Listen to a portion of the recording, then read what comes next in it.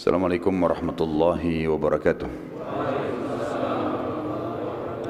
Alhamdulillah, kalimat suci, kalimat mulia, kalimat sempurna yang selalu kita ucapkan kepada Zat yang Maha Suci, Maha Sempurna dan juga Maha Mulia.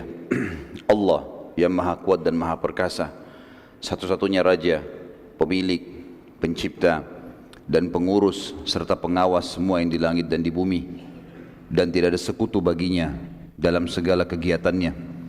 Allah yang Maha Kuat dan Maha Perkasa telah menggantungkan segala kebutuhan kita dengan kalimat sederhana tetapi penuh dengan kemuliaannya, itu Alhamdulillah. Maka sangat wajar kalau kita selalu mengucapkan kalimat ini. Juga kita panjatkan salam hormat kita kepada manusia terbaik, manusia yang telah dipilih oleh Sang Pencipta Allah, diperintahkan untuk setiap manusia menjadikan manusia ini sebagai suri tauladan, menciplak hidupnya bagian daripada agama yang diperintahkan oleh Sang Pencipta Allah. Makannya, minumnya, pakaiannya, berumah tangga, berekonomi, berinteraksi dan bergaul, serta juga bagaimana berpolitik. Seluruh lini kehidupan sosok manusia yang dibutuhkan untuk roda kehidupan telah dicontohkan oleh manusia terbaik ini. Dan Sang Pencipta Allah memerintahkan agar kita semua yang sudah beriman kepada beliau, kepadanya, untuk menjadikan beliau sallallahu alaihi wasallam sebagai suri tauladan dan diucapkan salam hormat oleh Allah dan malaikatnya, serta jadikan ibadah buat kita. Maka sangat wajar kalau kita selalu mengucapkan salawat dan taslim kepada Nabi besar Muhammad sallallahu alaihi wasallam. Pada pertemuan kita yang sebelumnya sudah sempat kita panjang lebar menjelaskan bagaimana masuknya baginda Nabi sallallahu alaihi wasallam di Madinah dan tiga keputusan pondasi dasar dalam mendirikan negara yang diterapkan baginda Nabi sallallahu alaihi wasallam, yaitu membangun masjid sebagai basis kaum muslimin. Tepatnya dalam hitungan hanya beberapa hari saja beliau tiba di Madinah sudah membangun Masjid Quba dan Masjid Nabawi, dan sudah kita sebutkan hikmah-hikmah daripada adanya masjid sebagai basis pertemuan kaum muslimin dan juga sebagai tempat untuk mengabsen tanda kutip diri mereka kepada Sang Pencipta Allah sehari 5 kali. Kemudian keputusan yang kedua adalah keputusan mempersaudarakan antara muslimin yang datang atau pendatang muhajirin dari Mekah dengan orang-orang yang mukim atau penduduk asli setempat Madinah. Dan ini juga sudah kita sebutkan bagaimana prosesinya dan juga apa hikmahnya. Kemudian yang ketiga adalah baginda Nabi SAW menerapkan peraturan pemerintahan sesuai dengan hukum Allah, di mana seluruh masyarakat Madinah termasuk orang-orang kafir wajib mengikuti peraturan Sang Pencipta Allah. Dan sudah kita sebutkan ada dua hal dalam poin ini, yaitu peraturan dengan orang-orang Yahudi di Madinah dan orang-orang sebagian yang masih musyrik dari orang-orang asli Madinah, dan juga untuk penduduk Mekah dari orang-orang Quraisy kalau datang ke Madinah untuk tidak dijamu dan juga tidak memberikan kepada mereka jaminan keamanan. Maka pada saat itu sudah saya katakan ada iklan perang dari Nabi SAW kepada Quraisy yang sudah menyiksa kaum muslimin dan menghentikan dakwah selama 13 tahun di Mekah. Juga sudah kita sebutkan teman-teman sekalian kejadian-kejadian besar yang terjadi sebelum perang Badr. Banyak sekali kejadian di tahun pertama Hijriah, menikahnya Nabi SAW dengan Aisyah, kemudian digenapkannya atau dilengkapkannya tata cara sholat seperti kita sekarang, yang tadinya cuma 2 rakaat semuanya, maka duhur ditambah 2, asar ditambah 2, maghrib ditambah 1, isya ditambah 2, dan itu juga di tahun pertama Hijriah. Juga dikumandangkan atau pertama diperintahkannya azan, karena memang azan belum ada di Mekah, tapi terjadi di tahun pertama Hijriah. Kemudian juga meninggalnya As'ad bin Zurarah radhiyallahu anhu, sahabat Nabi yang mulia yang pertama kali mendirikan sholat Jumat. Dan ada beberapa kejadian-kejadian besar yang sudah kita sebutkan, termasuk diperintahkannya puasa Ramadan di tahun kedua dari masa hijrah Nabi SAW. Kemudian ada banyak peperangan-peperangan Nabi SAW atau upaya Nabi SAW bersama dengan sahabat yang Nabi SAW membentuk mereka dalam bentuk Sariyah. Dan Sariyah sudah saya bahasakan, setiap pasukan yang kurang dari 100 orang namanya Sariyah. Dan Nabi SAW memiliki strategi perang yang seperti ini, sering mengutus 10 orang, 8 orang, 20 orang, pokoknya ini di bawah 100 orang. Pasukan ini hanya untuk menyerang di waktu-waktu tertentu yang diperintahkan Nabi SAW, musuh walaupun jumlah mereka besar, dan ini banyak sekali yang berhasil, banyak sekali yang berhasil. Kemudian ada peperangan yang di atas 100 orang tapi beliau SAW tidak hadir, namanya Ma'rakah. Dan ada peperangan dihadiri Nabi SAW langsung di atas 100 orang, namanya Ghazwah. Dan sudah kita sebutkan semua panjang lebar contoh-contoh daripada peperangan-peperangan tersebut dan terjadi sebelum perang Badar.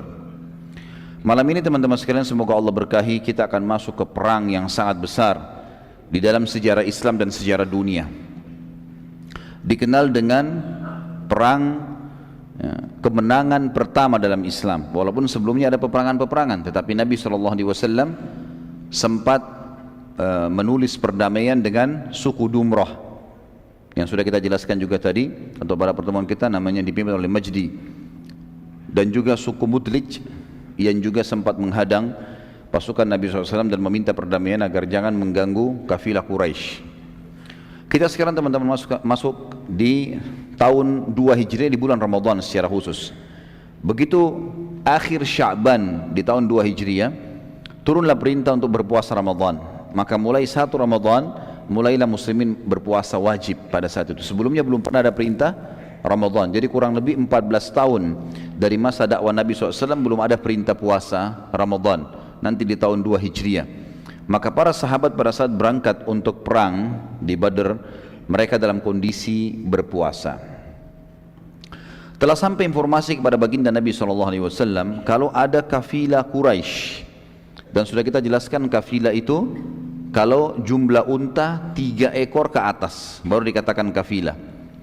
Dan kafilah Quraisy sudah kita jelaskan juga pada pertemuan kita yang sebelumnya, itu rata-rata di atas 1000 ekor unta, 1000, 1500 sampai 2500 sampai 3000, 4000 ekor unta.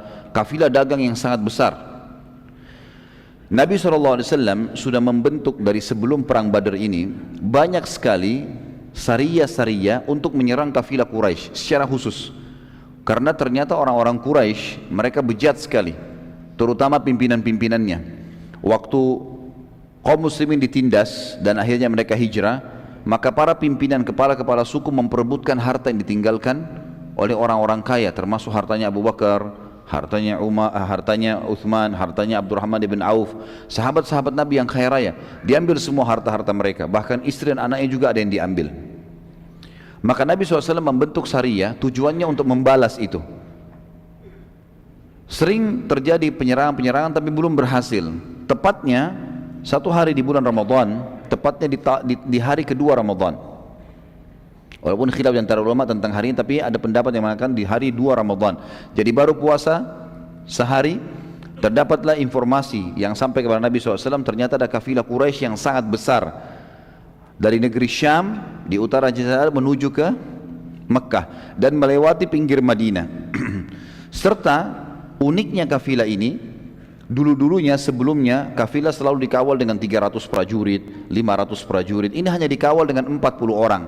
Padahal jumlah kafilah yang ada, unta-unta mereka dan harta yang mereka bawa itu lebih dari 2.500 ekor unta. Karena mereka anggap sebelumnya selalu berhasil, enggak pernah muslimin berhasil menyerang mereka, selalu lolos saja, gitu kan. Maka mereka merasa tentram. Dan uniknya juga kafilah ini, kebetulan sekali dengan hikmah Allah, semua harta muslimin yang dirampas oleh tokoh-tokoh Quraisy itu dikumpulkan menjadi satu, dipegang oleh Abu Jahal, oleh Abu Sufyan, Umayyah bin Khalaf, ya, Abu Lahab, banyak tokoh-tokoh Quraisy yang memang mengambil ini, harta ini. Lalu mereka menyatukannya di dalam satu kafilah ini.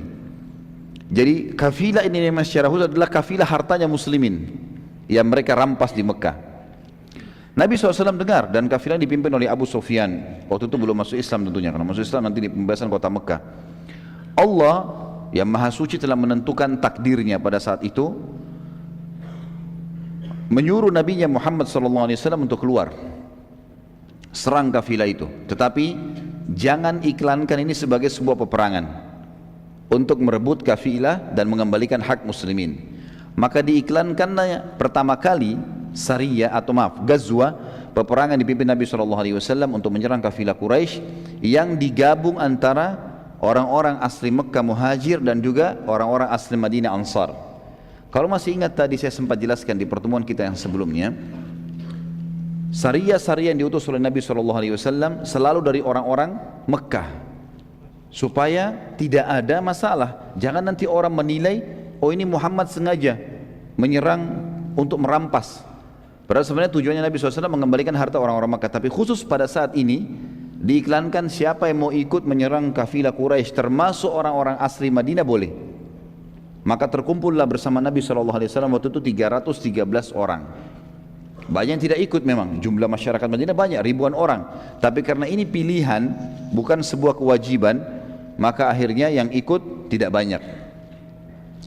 Allah Subhanahu wa taala di sini dikatakan oleh para ulama sirah, tanda kutip ya, mengatur sebuah strategi atau rekayasa tanda kutip, tapi positif ya.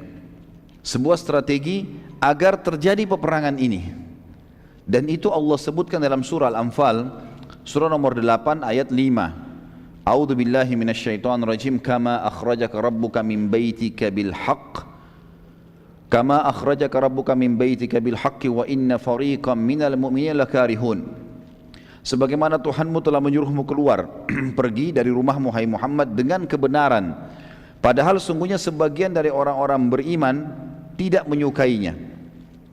Jadi di sini dimaksud dengan Allah mengeluarkanmu dari rumahmu hai Muhammad, di sini ada tanda kutip strategi atau tanda kutip rekayasa yang Allah SWT sudah atur, tidak negatif, ini positif tentunya. Kalau bahasa saya ini keliru, tentu saya tidak bermaksud negatif, tapi di sini adalah yang dimaksud Allah sengaja mengatur ini, terjadi pertemuan ini. Nanti kita bacakan ayatnya.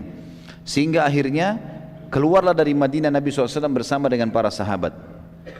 Waktu itu Nabi SAW pun belum mendapatkan informasi kalau akan terjadi peperangan.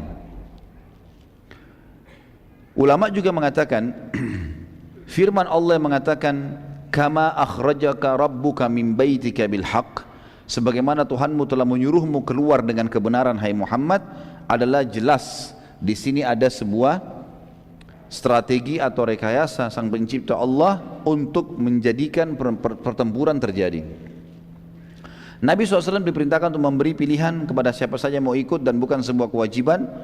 Salah satu sahabat yang ingin sekali ikut dan akhirnya tidak punya uzur, tidak bisa ikut, akhirnya juga Nabi SAW memberikan kepadanya ghanimah, harta rampasan perang, dan juga mendapatkan pahala Badr, yaitu anak mantu beliau Utsman bin Affan radhiyallahu anhu. Pada saat dia sudah siap-siap ingin ikut berperang bersama Nabi SAW, maksudnya ingin menyerang kafilah, belum dikatakan peperangan pada saat itu, karena peperangan nanti terjadi dengan satu hal yang Allah sudah atur.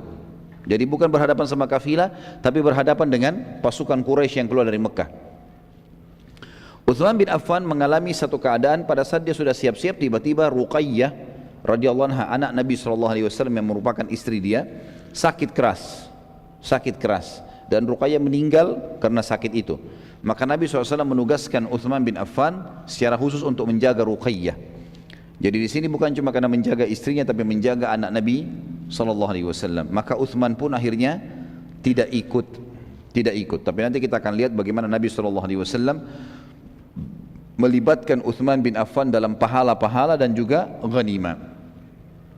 Sebelum jauh bicara masalah perang Badar, teman-teman sekalian, peperangan yang luar biasa pada saat itu, dan kita akan lihat bagaimana luar biasanya di sini campur tangan Allah yang sangat besar kepada jumlah muslimin yang sedikit yang akan melawan pasukan Quraisy. Jumlah mereka hanya 314 melawan 1000 orang pasukan Quraisy yang sangat kuat dan keluar dengan siap berperang. Tentu teman-teman sekalian, kalau Sariyah atau Ghazwa, karena Nabi SAW sini iklankan sendiri akan keluar, tapi jumlahnya cuma 300 saja, persiapan mereka sederhana sekali. Bahkan banyak sahabat tidak pakai baju besi yang biasanya mereka pakai untuk peperangan besar. Banyak di antara mereka yang hanya memegang tombak. Banyak di antara mereka hanya membawa sebilah pedang saja. Banyak di antara mereka cuma membawa beberapa anak panah, yang tadinya mestinya kalau peperangan minimal memiliki 100 anak panah, 150 anak panah. Tapi ini hanya beberapa anak panah, 5-6 anak panah saja. Karena mereka anggap ini bukan peperangan, menyerang kafilah. Kafilah dijaga oleh 40 orang. Jumlah mereka 314 orang, gitu kan? Dalam pandangan mereka, kalaupun berhasil maka pasti menang. Sebelum membaca panjang lebar itu atau mengetahui tentang peperangan Badar yang mulia, Kita akan lihat dulu ada satu keajaiban yang terjadi, yaitu mimpi Atiqah binti Abdul Muttalib. Dan ini jarang sekali orang mengetahui tentang kejadian ini, padahal sebenarnya ini berhubungan sekali dengan perang Badr. Sebagian ulama sirah juga menyebutkan tentang riwayat ini, dan riwayat ini sahih tentang mimpi Atiqah binti Abdul Muttalib adalah tante Nabi SAW. Waktu itu Atiqah belum masuk Islam. Ini bersaudara dengan Abbas, juga belum masuk Islam pada saat itu. Abbas nanti masuk Islam di pembebasan, sebelum pembebasan kota Mekah beberapa saat. Atiqah, teman-teman sekalian, 3 hari sebelum terjadi perang Badar sempat mimpi di Mekah. Dan mimpinya itu membuat dia ketakutan sekali. Karena pada malam itu Atiqah mimpi ada seseorang yang dia lihat datang dari kejauhan, kemudian naik ke atas sebuah bukit tinggi di Mekah. Kemudian orang itu teriak dengan suara keras menuju ke arah Mekah, dan suara itu masuk kepada semua rumah penduduk Mekah. Yang bunyinya kurang lebih dalam terjemahan bahasa Indonesianya, wahai para pengkhianat, wahai para penjahat, siap-siaplah menghadapi kematian kalian dalam 3 hari lagi.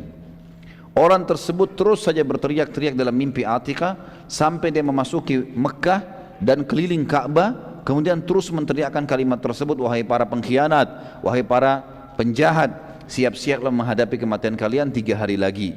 Lalu orang tersebut kembali mendaki bukit Abi Kubais dan teriak lagi dengan suara keras. Terus begitu dia kelilingi semua tempat Mekah diteriakin, wahai para pengkhianat, wahai para penjahat, siap-siaplah menghadapi kematian kalian 3 hari lagi. Lalu orang itu mengambil batu, sebuah batu. Lalu batu itu dilihat oleh Atiqah dalam mimpi, diangkat lalu dilemparkan ke arah Mekah. Dan batu itu tiba-tiba menjadi sebuah serpian atau menjadi serpian-serpian batu yang banyak dan menimpa semua rumah di Mekah. Gak ada yang tidak kena, semua kena rumah itu dengan batu itu. Ini mimpinya Atiqah, dan mimpi ini disebut oleh para ahli sejarah dengan mimpi Atiqah. Judulnya begitu. Ini tante Nabi SAW. Atiqah lalu menceritakan pada saat bangun kaget, dia cerita sama saudaranya Abbas bin Abdul Muttalib, taman Nabi SAW, yang pada saat itu masih dalam keadaan kafir. Abbas pun sangat ketakutan karena ini berarti akan ada peperangan. Tetapi mereka belum tahu apakah dari muslimin atau dari orang lain. Ini menandakan Mekah akan ditimpa kekalahan, akan hancur dan seterusnya, akan sedih. Tapi belum jelas apakah dari muslimin atau orang lain. Pada saat itu Abbas pun mau menceritakan, takutnya nanti salah. Maka Abbas bersahabat dekat dengan satu orang namanya Al-Walid bin Utbah. Ini salah satu tokoh juga Quraisy. Dan Abbas memberitahukan padanya kalau Atiqah tadi malam mimpi seperti ini, dan memberi pesan agar jangan diceritakan pada siapapun. Ini mimpi, takutnya nanti dikira saya ini membuat-buat atau adik saya buat-buat. Al-Walid lalu memberitahukan ayahnya yang bernama Utbah dan memesankan agar tidak memberitahukan siapapun. Sampai akhirnya semua penduduk Mekah tahu. Dan ini sebuah pelajaran teman-teman sekalian. Dalam pepatah bahasa Arab dikatakan, kalau engkau titip emas pada orang, pastikan tidak bertambah, bisa berkurang. Tapi kalau engkau titip kata-kata pada orang, pastikan bertambah. Itu sifat manusia. Jadi kalau antum berdiri di pinggir jembatan, lihat saja, nggak ada apa-apa, cuma kayak orang apa sih, kagum lihat sesuatu. Nanti orang lain datang, antum sudah pergi. Dia lihat-lihat, ada orang ketiga datang, ditanya, ada apa? Kayaknya ada buaya. Yang orang pertama nggak bicara apa-apa. Pergi orang kedua, orang ketiga nih lihat cari buayanya mana. Datang orang keempat, ada apa? Ada buaya putih. Pernah dengar nggak cerita buaya putih di Indonesia? Saya kaget juga lihat dengar ada buaya putih nih. Nanti orang kelima datang, ada apa? Oh, buaya putih, tapi di sebelahnya ada perempuan. Apalah segala macam, jadi panjang. Abbas sebenarnya radhiyallahu anhu itu belum masuk Islam ya, tidak tahu kalau berita mimpi adiknya Atiqah telah tersebar.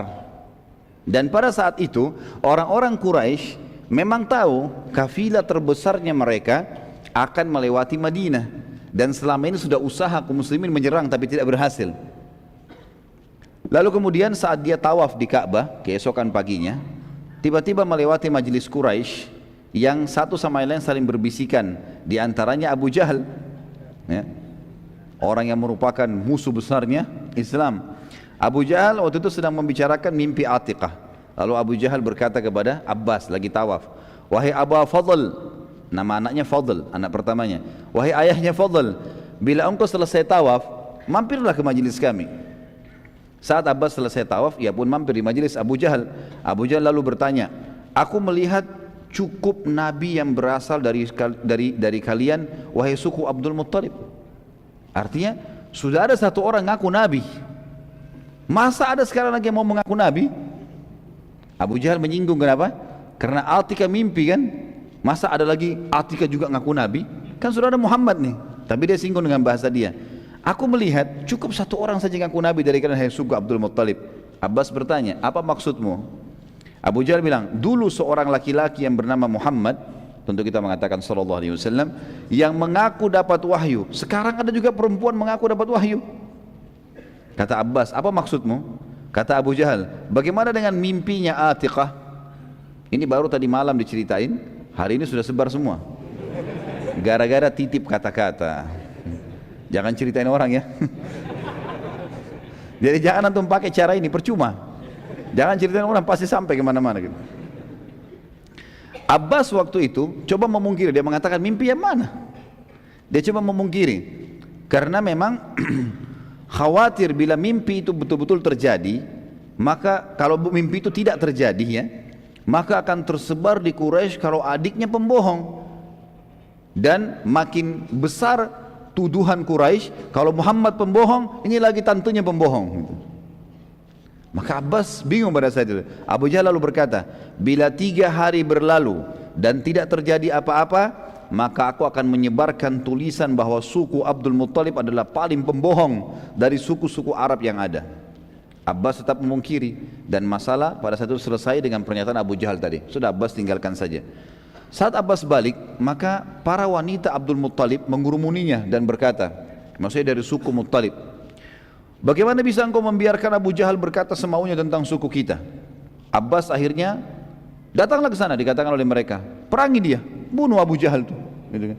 Mereka panggil Abu Hakam waktu itu.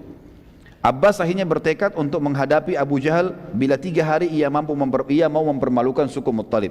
Artinya Abbas mengatakan, baiklah, kita lihat, kalau 3 hari dia mau mempermalukan suku kita, maka kita akan perangi, saya akan lawan dia. Dari sisi lain, kita sekarang tinggalkan Mekah dulu. Abu Sufyan pada saat itu lagi memimpin kafilah. Waktu dia sudah mau lewatin Madinah, dia selalu mengirim mata-mata, memastikan apakah muslimin mau menyerang atau tidak, gitu kan. Nabi SAW juga pada saat itu sudah tahu ini, keluar kafilah, sudah sekian hari lagi akan melewati tempat ini. Maka beliau pun mengutus mata-mata, dan mata-mata Nabi SAW ada 2 orang. Satu orang, yang pertama sahabat Nabi namanya Busbus bin Amr, dan juga yang kedua Adi bin Abi Darda. Busbus bin Amr dan Adi bin Abi Darda radhiyallahu anhuma ini diutus oleh Nabi SAW menjadi mata-mata. Kedua sahabat ini mulai keluar dan mencari berita. Saat yang bersamaan Abu Sufyan juga sendiri keluar mencari informasi di lokasi yang sama. Jadi kafilah Quraisy lagi istirahat di dekat wilayah Badr itu, gitu kan, lagi istirahat. Maka Nabi SAW kutus mata-mata 2 orang ini. Jadi mata-mata ini juga istirahat di tempat yang sama, tanpa mereka tahu kalau ini ada kafilah Quraisy. Dua orang mata Nabi SAW, dan Abu Sufyan juga tidak tahu kalau mata-mata Nabi sudah sampai di situ. Dengan hikmah Allah terjadi begitu. Pada saat Busbus bin Amr dan Adi bin Abi Darda radhiyallahu anhuma tiba di sekitar sumur di sekitar Badr, mereka melihat ada 2 perempuan sedang ngobrol. Yang satu berkata kepada temannya, belilah milikku ini, ada produknya. Yang lain menjawab, nanti bila kafilah lewat, aku akan beli langsung dari mereka. Kalimat ini berarti menandakan penduduk setempat tahu kafilah sudah lewat. Dan biasanya kafilah Quraisy kalau mampir di sebuah suku, di dekat suku, mereka buka, siapa yang mau beli silakan. Jadi pasar sementara terjadi, mereka transaksi sampai tiba di Mekah, seperti itulah. Sambil meminta pertolongan dari suku-suku yang ada di sekitar situ. Kedua sahabat tersebut lalu mengetahui bahwa kafilah sudah sangat dekat, lalu mereka berdua balik dan menginformasikan kepada Nabi SAW. Setelah beberapa saat Busbus bin Amr dan Adi bin Abi Darda radhiyallahu anhu meninggalkan tempat tersebut, Abu Sufyan tiba di tempat yang sama, bertemu dengan 2 perempuan tadi. Lalu kemudian Abu Sufyan bertanya, apakah kalian lihat ada orang yang lewat di sini? Kepada perempuan ini. Keduanya menjawab, tadi ada 2 orang yang lewat tapi tidak berbicara dengan kami. hanya singgah sebentar lalu pergi dan kami tidak tahu kemana. Abu Sufyan lalu mendatangi tempat Busbus bin Amr radhiyallahu anhu dan juga Adi bin Abi Darda radhiyallahu anhu yang singgah tadi, kemudian menemukan bekas kotoran unta mereka. Dan Abu Sufyan menemukan di kotoran unta mereka, dikorek-korek, ternyata ada biji kurma. Di sini perlu diketahui teman-teman sekalian, ini dalam sekali pelajaran sirahnya ini kalau kita masuk ke dalam hal-hal yang seperti ini, karena banyak sekali strategi juga yang ternyata pada saat itu sudah terjadi dan luar biasa gitu. Abu Sufyan tahu sekali di antara semua suku Arab hanya orang-orang Madinah saja yang memberikan unta mereka makan kurma, yang lain tidak ada, makanya daun biasa. Karena kayahnya Madinah pada saat itu dengan kurma, dan kurma itu dianggap makanan elit ya, makanan manusia. Tapi karena banyaknya mereka berikan kurma kepada unta-unta mereka. Abu Sufyan bisa dengan jeli pada saat itu memeriksa kotoran yang ada di situ dari dua orang sahabat ini, dan dia tidak tahu kalau ini sahabat, dia cuma mau tahu ini dari Madinah atau bukan. Dikorek, ditemukan memang ada biji-biji kurma. Maka Abu Sufyan akhirnya tahu kalau ini pasti mata-mata Madinah. Segera Abu Sufyan malam itu mengutus seseorang kemudian menulis surat ke Mekah. Wahai Quraisy, lalu disebut satu-satu pemilik harta, Umayyah bin Khalaf, Abu Lahab, Abul Hakam atau Abu Jahal, disebutkan satu persatu semuanya, harta kita akan diserang oleh Muhammad, segera kirim pasukan. Malam itu juga gitu kan. Jadi bagaimana jelinya mereka pada saat itu teman-teman tahu kalau ini ada penyerangan atau tidak ada penyerangan. Mungkin kalau kita sepertinya tidak periksa kotorannya unta, tapi ini begitu jelinya, dan memang mereka tahu itu. Terjadilah pengiriman surat. Abu Sufyan memilih seseorang yang memang terkenal sekali, orang ini spesialisnya nyebarin isu. Ada orang begitu, subhanallah ya. Nanti lihat bagaimana caranya dia sebarin isu ya, luar biasa caranya. Jadi kalau ada orang yang seperti ini sekarang mungkin sudah belajar dari zaman jahiliyah. Ada orang namanya Damdam bin Amr. Damdam bin Amr ini terkenal di Mekah, spesialis menyebarkan isu dan membuat massa langsung bisa percaya. Sekian banyak massa dipercaya sama dia. Abu Sufyan bilang, bawa surat ini, pokoknya hebohkan Mekah, supaya langsung bentuk pasukan, langsung kirim ke sini, cepat. Ini kafilah terbesar, dan seluruh pemimpin Quraisy punya harta di sini. Maka Damdam menuju ke Mekah teman-teman sekalian. Pada saat mau tiba di Mekah, apa yang dia buat? Dia robek-robek bajunya, kemudian dia bunuh untanya. Darah untanya dilumuri di badannya semua. Semua dilumuri, sampai di kepalanya dilumuri darah semua. Pada saat dia masuk ke Mekah, dia sambil teriak-teriak. Pemandangan ini tentu seakan-akan perang sudah terjadi. Darah semua, robek-robek baju gitu kan. Pada saat tiba di wilayah namanya Bata ya, Bata ini sebuah wilayah disebutkan, artinya sudah terjangkau. Pintu gerbang sudah kelihatan, penjaga pintu gerbang sudah kelihatan. Di atas benteng Mekah sudah ada pasukan-pasukan, ada prajurit yang jaga. Itu dia mulai teriak, ini namanya daerah Bata. Bata itu daerah yang di depan pintu gerbangnya Mekah. Dia teriak Al-Gauth, Al-Gauth, artinya pertolongan, pertolongan gitu kan. Dalam kondisi berdarah-darah semua ini, tapi darah unta ya. Al-Latima, Al-Latima, Al-Latima itu penyerangan, penyerangan gitu kan. Lalu sambil dia jalan, dia buat dirinya jatuh berdiri, padahal nggak apa-apa ini. Berdiri lagi, jatuh lagi. Orang lihat semua. Masuk pintu gerbang Mekah, teriak lagi Al-Gauth, Al-Gauth, Al-Latima, Al-Latima, pertolongan, pertolongan, penyerangan, penyerangan. Orang tanya, ada apa? Ada apa wahai Damdam? Dia tidak mau jawab. Dia nggak mau jawab, tetap aja dia jalan. Terus dia jalan, orang sambil dengar, dia terus teriak Al-Gauth, Al-Gauth. Orang Mekah akhirnya kumpul, makin banyak, makin banyak, makin banyak, sampai sudah kumpul semua. Dan dia berada pas di depannya majelisnya tokoh-tokoh Quraisy yang dikenal dengan Darun Nadwa. Teriak-teriak lagi Al-Gauth, Al-Gauth, Al-Latima, Al-Latima, teriak-teriak begitu terus ya. Maka pada saat semua sudah kumpul maka orang-orang tokoh Quraisy yang bertanya, wahai Damdam, ada apa? Dan mereka tahu Damdam ini ikut dengan Abu Sufyan. Mereka tahu ini adalah ikut sama kafilah Abu Sufyan. Dan kebetulan Damdam pada saat itu salah satu dari 40 orang prajurit yang sedang mengawal kafilah. Kalau tidak salah memang dia juga pimpinan dari 40 pengawal itu gitu kan. Maka dia pun akhirnya teriak-teriak, lalu dia mengatakan, penduduk Madinah dan Muhammad sudah menyerang Bukan dia bilang baru persiapan ya, sudah menyerang kafilah. Gitu kan? Kalau kalian tidak berusaha menolongnya secepat mungkin, maka dipastikan harta kalian habis semua. 2.000 maaf, 2.500 atau 3.000 ekor unta semuanya pasti akan habis.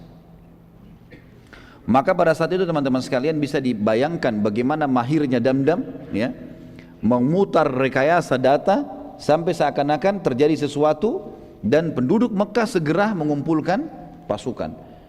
Kalau tidak menggunakan cara ini, mungkin pasukan tidak terkumpul dalam satu malam. Tapi dengan cara ini, satu malam terkumpul semua. Dan terkumpul 1.000 personil pada saat itu. 700 pertama, 700 personil siap perang.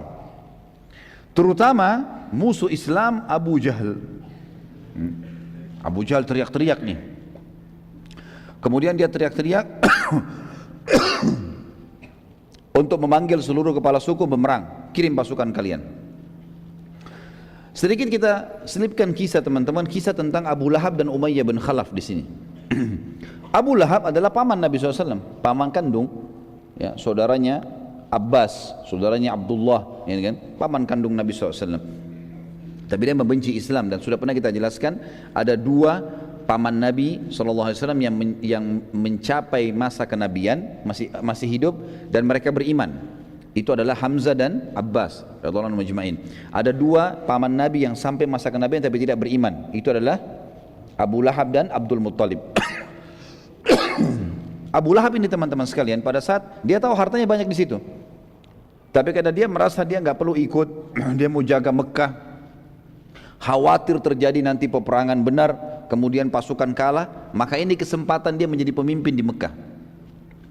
Dia kebetulan pernah mengutangkan uang kepada seseorang, dan dia berkata kepada orang itu, kalau kau mau utangmu lunas, maka keluarlah mewakiliku.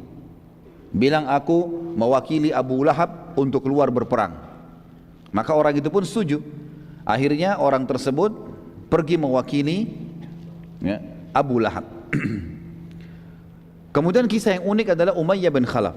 Siapa Umayyah bin Khalaf ini teman-teman sekalian? Umayyah bin Khalaf ini sahabat dekatnya Abu Jahal, sahabat dekatnya Abu Lahab, tokoh Quraisy. Ada kisah dulu dalam riwayat Bukhari disebutkan.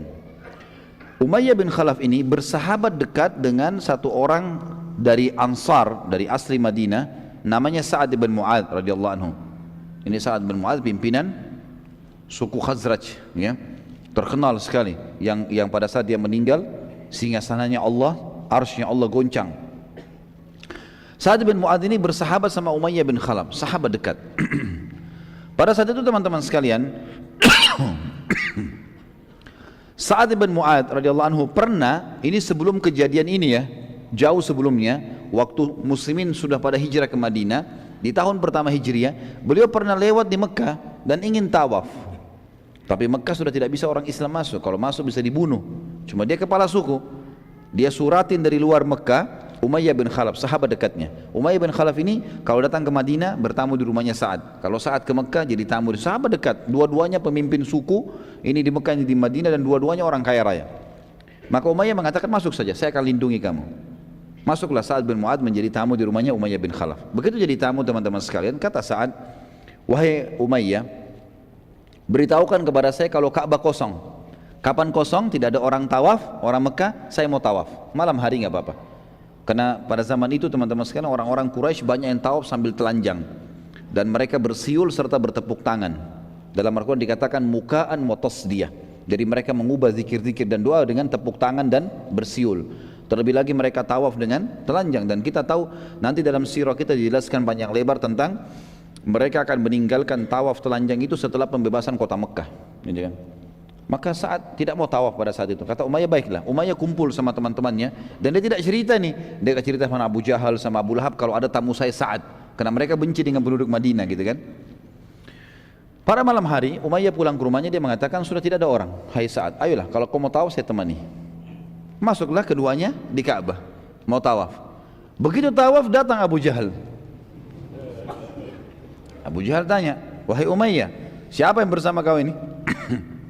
Kata Umayyah, ini Sa'ad bin Mu'adz, pimpinan Khazraj, suku yang besar di Madinah, terkenal dengan kekuatan perangnya, memang terkenal juga. Kata Abu Jahal, Sa'ad ibn Mu'ad, pimpinan Madinah, demi Allah kau tidak akan keluar dari Mekah hidup. Gitu kan. Berani benar kau masuk di sini. Gitu kan. Kata Sa'ad, wahai Abu Jahal, kalau kau berani sentuh saya akan lawan kamu. Saya bukan orang biasa, kepala suku juga gitu kan. Saya akan lawan kamu. Dan kalaupun saya terbunuh, kau pikir sukuku akan tinggal diam? Mereka akan serang Mekah dan menghabisi Quraisy. Mereka mati atau Quraisy yang mati? Kata Abu Jahal, demi Allah kau tidak akan bisa. Kata Sa'ad, demi Allah bisa. Ribut nih, dua orang berantem mulut. Umayyah bin Khalaf di tengah-tengah. Dia lihat ke sebelah kirinya Abu Jahal, sahabatnya, pimpinan Mekah. Dia lihat sebelah Sa'ad bin Mu'ad, sahabatnya. Tapi ini muslim, ini kafir kan, seagama dengan dia. Dalam riwayat Bukhari dikatakan jiwanya Umayyah cenderung kepada Abu Jahal. Maka dia bilang kepada Sa'ad, wahai Sa'ad, jangan kau angkat suaramu di depan Abu Hakam, karena dia pemimpin lembah ini, dia raja kami, gitu loh. Sa'ad kepala suku, ini sahabatnya, tadi berikan jaminan, kenapa bukan membela, ya kan gitu. Maka kata Sa'ad, wahai Umayyah, mulai sekarang tidak ada hubungan lagi sama kita. Dan perlu kamu tahu, ini informasinya, perlu kamu tahu, kalau Nabi kami Muhammad SAW sudah menginformasikan kami akan membunuhmu nanti. Jadi ada hadis yang disebutkan Nabi jauh sebelum perang Badar, kalau kami akan membunuhmu nanti, tapi tidak dijelaskan di mana. Umayyah waktu itu kaget. Dia lagi pegang sebuah benda, jatuh bendanya. Dan Umayyah ini sekali lagi kafir dengan risalah Nabi SAW. Tapi dia tahu Nabi jujur. Apa dia bilang? Apakah Muhammad menjelaskan? Apakah Muhammad menjelaskan di mana aku akan dibunuh? Kata Sa'ad, tidak ada informasi. Tapi kami akan membunuhmu, itu pasti. Gitu kan? Maka pada saat itu teman-teman sekalian, dalam riwayat yang dikatakan Umayyah pun bingung. Maka Umayyah meninggalkan dua-duanya, pulang ke rumahnya. Rupanya karena Umayyah pergi, Abu Jahal takut juga. Enggak jadi berantem nih. Abu Jahal tinggalkan juga. Sa'ad bin Mu'ad pulang ke Madinah. Karena enggak jadi pertengkaran, dia sudah pulang gitu kan. Pulang ke Madinah. Umayyah bin Khalaf dinukil riwayat oleh beberapa orang sahabat yang waktu itu memang masih ada di Mekah, belum masuk Islam, menyaksikan Umayyah waktu pulang ke rumahnya sambil dia ngomong sendiri di jalan. Dia mengatakan, demi Allah Muhammad tidak pernah dusta. Pulang ke rumahnya, dia bilang sama istrinya, wahai istriku, apakah kau tahu apa yang diberitakan Sa'ad kepadaku malam ini? Kata istrinya, tidak. Apa itu? Istrinya juga kafir gitu kan. Dia bilang, Muhammad menginformasikan kepada pengikutnya, sahabatnya, kalau mereka akan membunuhku. Apa kata istri Umayyah? Orang kafir nih. Demi Allah Muhammad gak pernah dusta. Ini luar biasa nih pengakuan mereka tentang kejujuran Nabi SAW. Demi Allah Muhammad gak pernah dusta. Tapi apakah ada informasi di mana kau akan dibunuh? Dia bilang, saya sudah tanya kepada Sa'ad, tapi Sa'ad bilang tidak ada informasi dan tidak jelas kapan. Tapi istriku, saya pastikan pada kamu kalau saya tidak akan keluar dari Mekah. Pokoknya saya akan di sini teruslah. Saya nggak akan keluar dari Mekah. Baik, ini teman-teman sekalian, kejadian ini 3 bulan sebelum kejadian penyerangan, akan terjadi penyerangan kafilah Quraisy. Jadi Umayyah bin Khalaf ini berpegang terus pada kejadian itu. Waktu Abu Jahal keliling motivasi orang Mekah, ayo pasukan, ayo berkumpullah, peranglah, harta kita akan diambil. Terkumpul 700 orang. Setiap suku punya 100 orang. Umayyah bin Khalaf, ada 7 suku bergabung. Umayyah bin Khalaf ini punya suku teman-teman di Mekah, pas prajuritnya paling banyak 300 orang. Umayyah duduk depan Ka'bah. Pasukannya 300 duduk depan dia. Enggak ada yang ikut nih. Abu Jahal lewat. Abu Jahal bilang, wahai Umayyah, kenapa kau tinggal di sini? Kenapa enggak gabung? Ayo bergerak, hartamu juga ada di situ, akan diambil.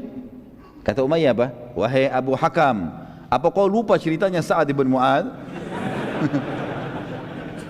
Kalau Muhammad sudah menginformasikan akan membunuhku.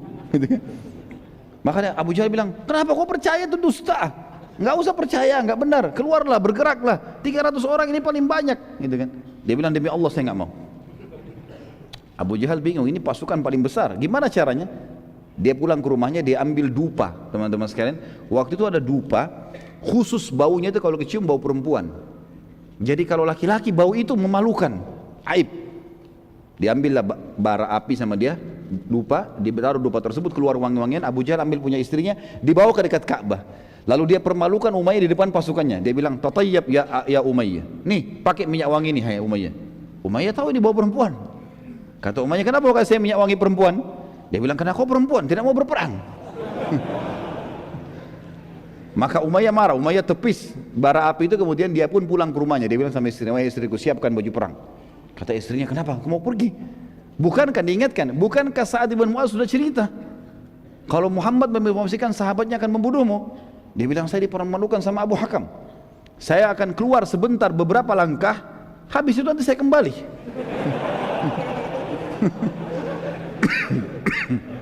Maka yang terjadi teman-teman sekalian, pada saat itu istrinya pun menyiapkan. Subhanallah, setiap kali pasukan Quraisy yang 1000, terkumpul 1000 akhirnya kan, setiap kali istirahat menuju ke Madinah, menuju ke Badr, setiap kali istirahat Abu Jahal selalu datang pertama ke Umayyah. Wahai Umayyah, kau berdiri duluan, dijaga sampai tergiring ke perang Badr. Dan nanti kita akan ceritakan terbunuhnya dia di perang Badr. Ini salah satu mukjizat baginda Nabi sallallahu alaihi wasallam.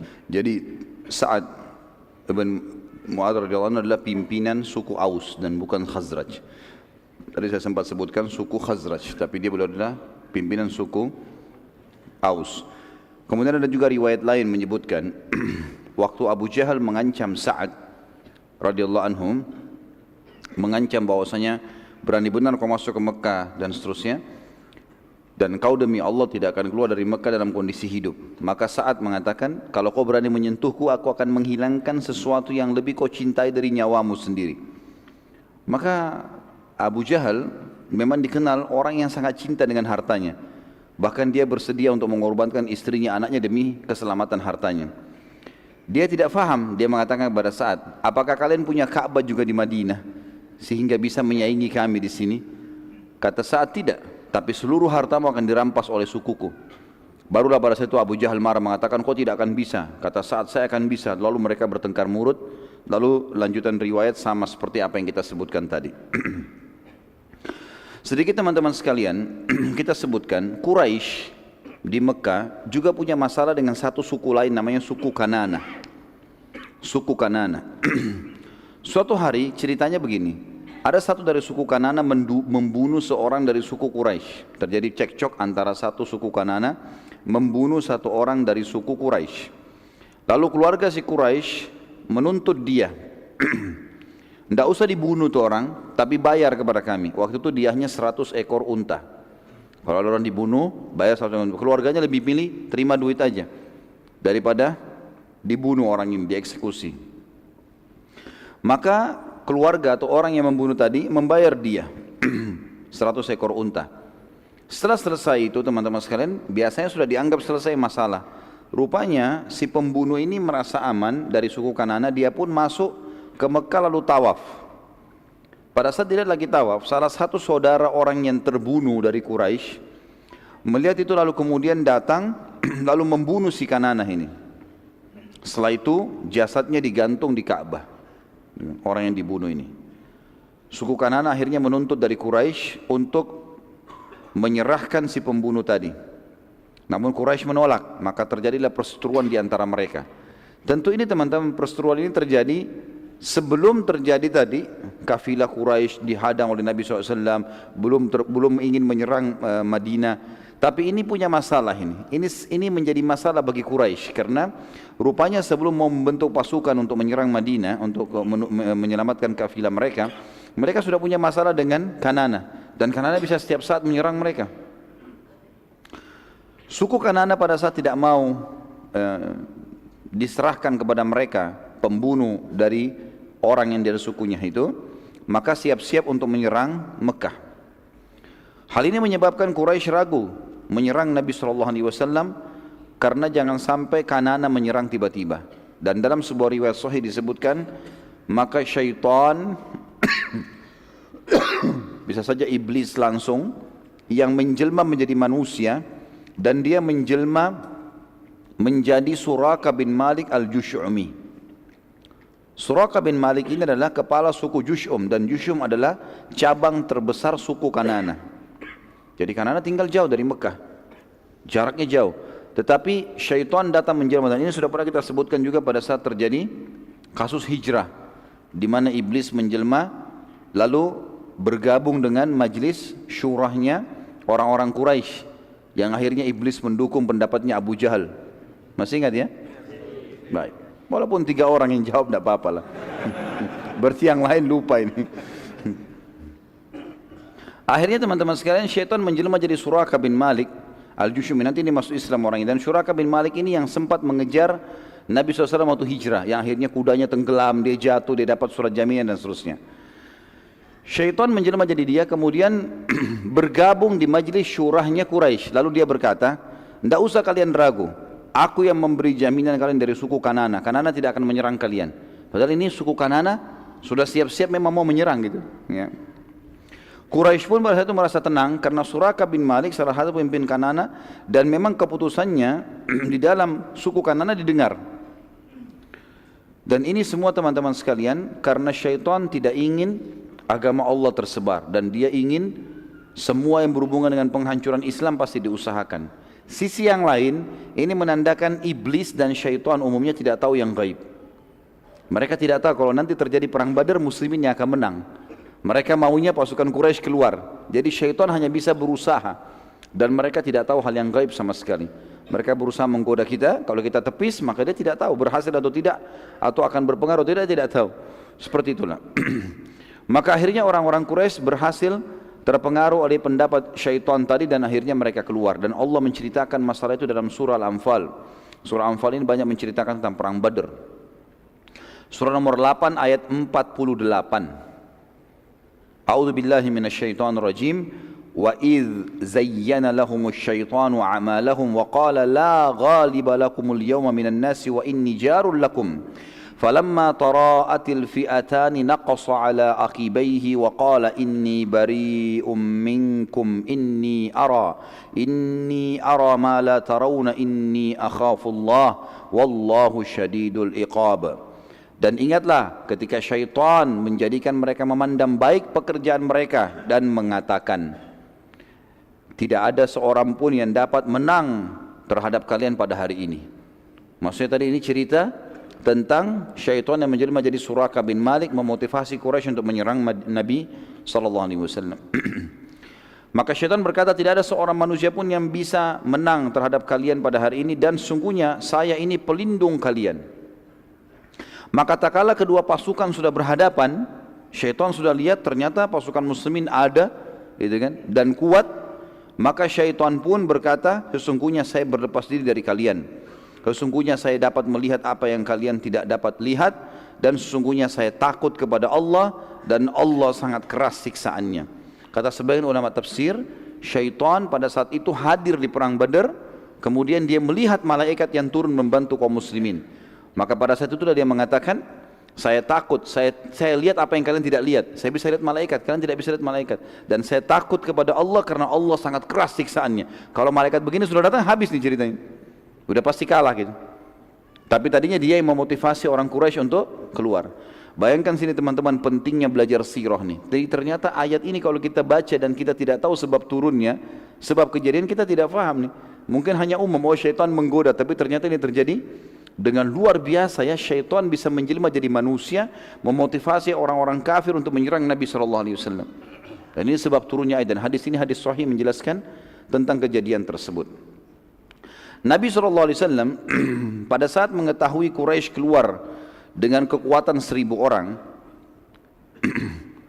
beliau SAW mengetahui kekuatan pasukannya hanya 313 orang, 314 dengan beliau SAW. Jadi ini cuma 30% dari kekuatan orang Quraisy kurang lebih. Dan perlu diketahui 314 orang ini niatnya bukan untuk perang. Makanya saya bilang tadi lebih sederhana. Tidak pakai baju pedang, tidak pakai baju besi, tidak pakai topi besi, pakai pisau, pedang sederhana. Ada yang cuma bawa tombak, ada yang cuma bawa beberapa busur panas saja. Pada saat itu jumlah sahabat tepatnya 313 orang, 315 dengan Nabi SAW, dan hanya terdiri dari 70 ekor hewan tunggangan, 2 ekor kuda dan 68 ekor unta. Setiap sahabat saling bergantian menunggangi unta mereka, dan yang sama sekali tidak memiliki hewan, maka sepanjang perjalanan mereka berjalan kaki.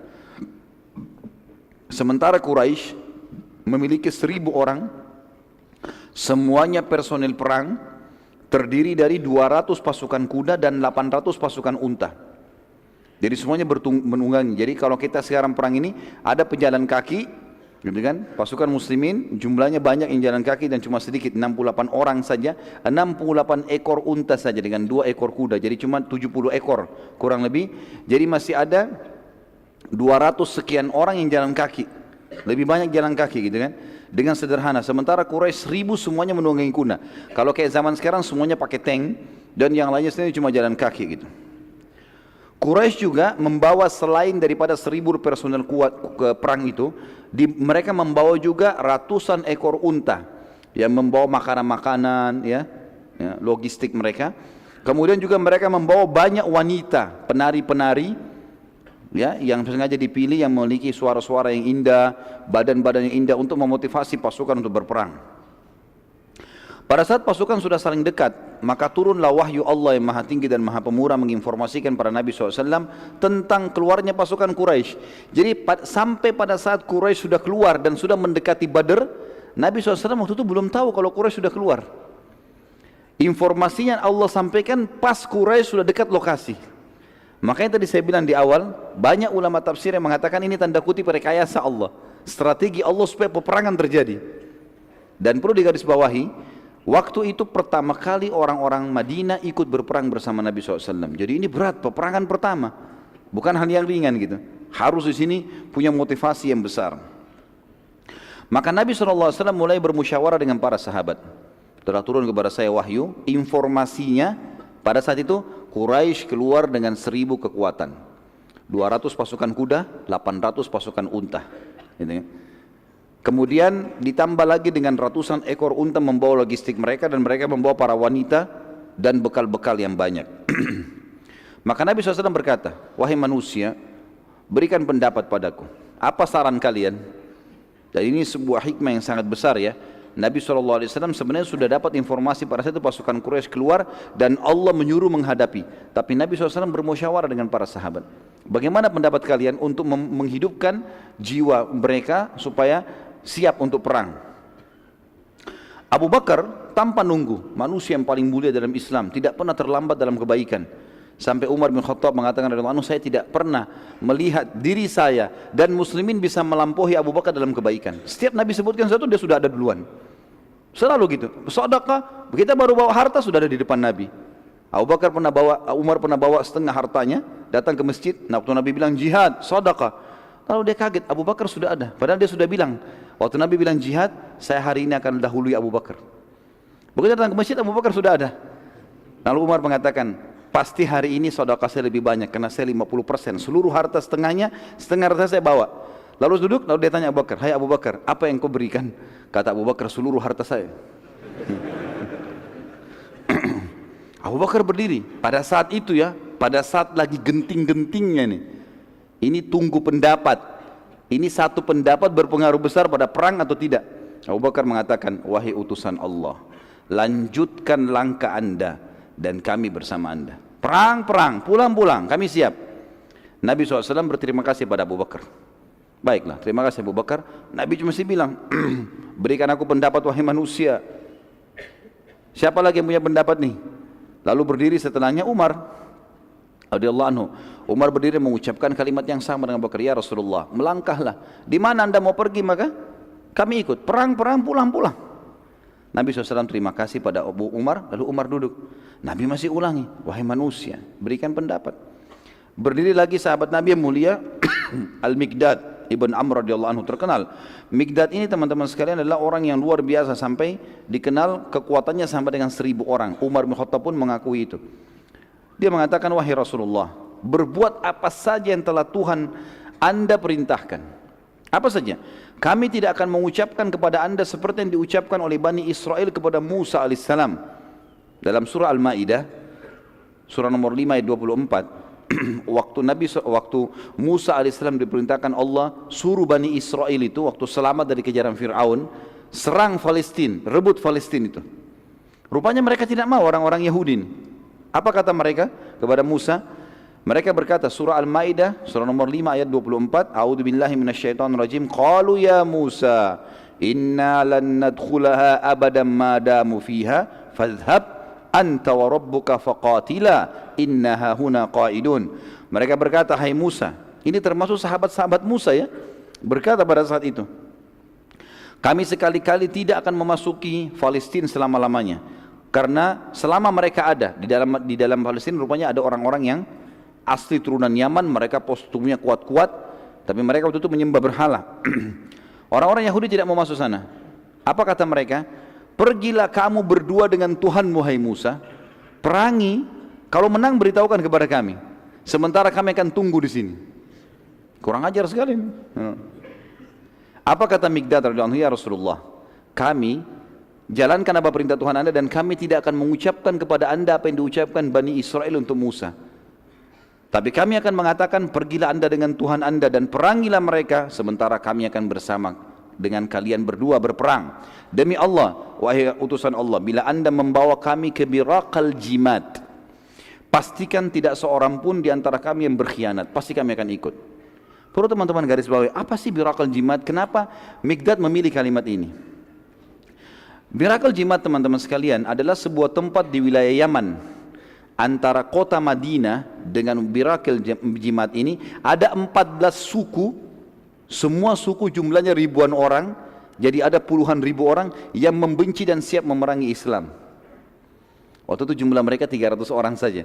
Apa kata Mikdad? Ya Rasulullah, kalau Anda mengajak kami ke Biraqal Jimat, ya, ke sana, Biraqal Jimat ini tadi dari Madinah ke sana jaraknya ada 14 suku, ribuan orang, semuanya benci Islam. Kami lewatin satu-satu suku itu, kami perangin sampai ke lokasi itu, kami siap. Seperti itu bahasa, jadi luar biasa.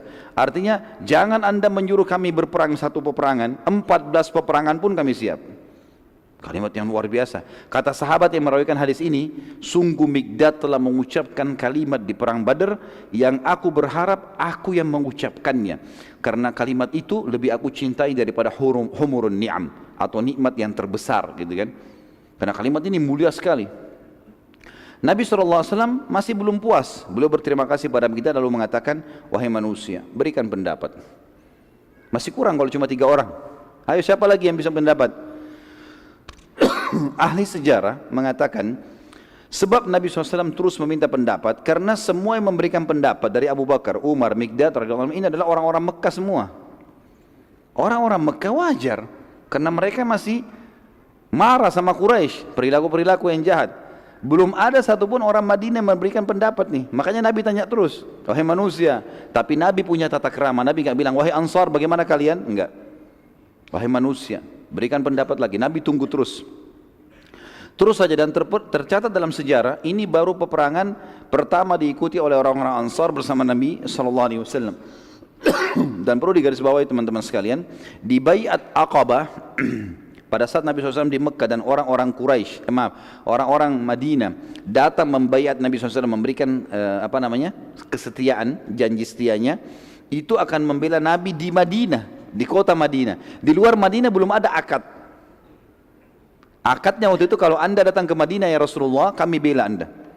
Jadi belum ada akad, kalau sudah tiba di Madinah kami menyerang, Anda menyerang kami ikut, belum ada itu. Maka Nabi SAW ingin tahu ini, benar gak ini, gimana Madinah ini? Pada saat itu teman-teman sekalian, Sa'ad bin Mu'adz, tadi tokoh kita yang mulia, pimpinan suku Aus, tadi saya keliru, saya katakan Khazraj ya. Beliau berdiri lalu mengatakan, kami melihat ya Rasulullah, seakan-akan Anda menyinggung kami orang-orang Ansar. Kata Nabi SAW, iya. Ya. Karena ini berat, ini peperangan, menumpahkan darah, meninggalkan keluarga, segala macam. Saat lalu berkata, demi Allah ya Rasulullah, bila Anda menyeberangi lautan, niscaya kami akan senantiasa bersama Anda.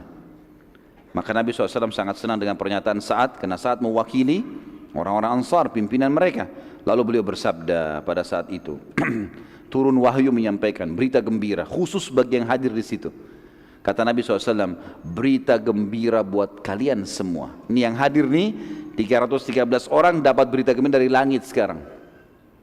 Beritanya adalah, sesungguhnya Allah Azza wa Jal, Allah yang maha tinggi dan maha mulia, telah menjanjikan kepadaku salah satu dari 2 kemenangan. Berhasil mendapatkan kafilah dan kita rebut semuanya 2.500 ekor unta, atau kalaupun berhadapan sama musuh pasukan Quraisy kita akan menang walaupun jumlah mereka 1.000. Maka para sahabat senang dengan berita ini, berarti berita wahyu langsung sampai dari langit. Ini pasti menang, mau lemah, mau jumlahnya sedikit, mau tidak punya keterampilan perang, pokoknya menang. Tiketnya sudah ada. Tapi para sahabat itu yakin benar. Anda nggak tahu kalau kita yang hadir pada saat itu. Allahu a'lam. Dari seluruh mukminin yang patuh kepada Tuhan yang Maha Perkasa dan Rasulnya Muhammad sallallahu alaihi wasallam, semuanya gembira, tetapi ada satu hal kata ulama sejarah ya. Di sini jiwa para sahabat berharap dapat kafilah, bukan perang. Karena mereka juga berpikir kafilah cuma 40 orang yang dilawan. Ini 1000 orang. Ini penjaga kafilah biasa seperti mereka.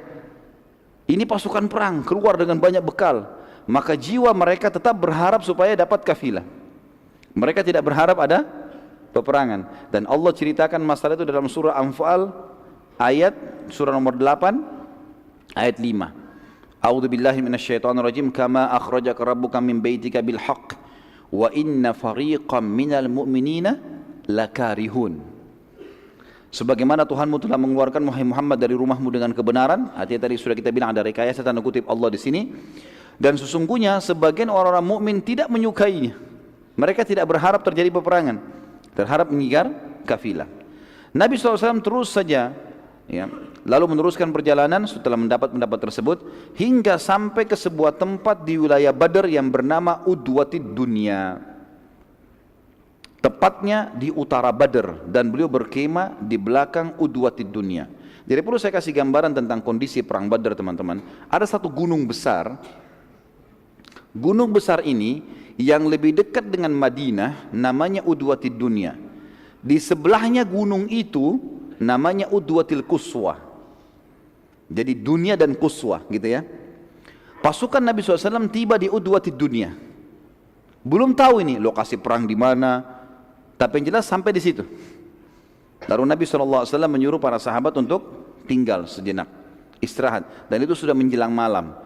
Rupanya tanpa diketahui oleh Nabi SAW, pasukan Quraisy tiba di Udwatil Quswa, di seberangnya gunung. Jadi cuma batasnya gunung, sini pasukan, sini pasukan. Dua-duanya tidak saling tahu kalau ini sudah ada pasukan di situ. Dan yang luar biasa di sini kata ulama tafsir, di sini tanda kutip tidak ada rekayasa Allah. Kafilahnya Abu Sufyan lolos. Kafilah Abu Sufyan tidak tahu kalau pasukan sudah tiba di lokasi itu. Mereka juga tidak tahu kalau pasukan muslimin ada. Kedua pasukan tidak saling tahu. Luar biasa Allah atur kejadian ini, dan kita akan bacakan ayat berbicara masalah itu. Pada saat itu teman-teman sekalian, Abu Sufyan belum tahu kalau Quraisy sudah tiba di wilayah Badr, dan ia terus menyelamatkan kafilah dengan menelusuri gunung demi gunung hingga keluar dari wilayah Badr dan keluar ke pesisir Laut Merah dan berhasil selamat dari pasukan muslimin. Sesuatu yang merupakan rekayasa Allah Azza wa Jalla, tanda kutip di sini, ketiga kelompok tersebut tidak satu pun saling mengetahui keberadaan masing-masing. Dan hal ini Allah ceritakan dalam Al-Quran dengan sangat jelas. Kembali lagi surah Al-Anfal, surah nomor 8 ayat 42. A'udzu billahi minasyaitonir rajim. Idz antum bil udwatid dunya wa hum bil udwatil quswa war raqbu asfala minkum walau tawa'adtum lakhtalaftum fil mi'adi walakin liyaqdiyallahu amran kana maf'ulan liyahlika man halaka an bayyinatin wa yahya man hayya an bayyinah wa innallaha lasami'un alim. Ingatlah pada hari ketika kamu berada di pinggir lembah yang dekat, maksudnya Udwatid Dunya tadi, lebih dekat dengan Madinah, dan ketika mereka pasukan Quraisy berada di lembah Quswa, lembah yang lebih jauh di sebelahnya gunung. Sementara kafilah yang sedang kalian kejar berada di bawah kalian, maksudnya sudah melampaui tempat itu, sudah berhasil lolos.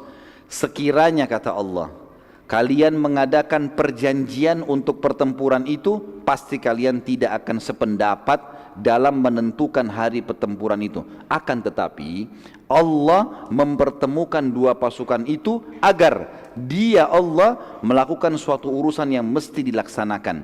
Kata para ulama tafsir adalah memberikan kemenangan untuk muslimin dan mempermalukan orang-orang musyrik. Yaitu kata Allah, agar orang yang binasa itu binasa selama-lamanya. Tokoh-tokoh Quraisy nanti kita lihat akan banyak yang mati di perang Badr, termasuk musuh Islam yang paling besar siapa? Abu Jahal. Dia akan binasa di sini nanti. Kita akan dengar kematiannya nanti.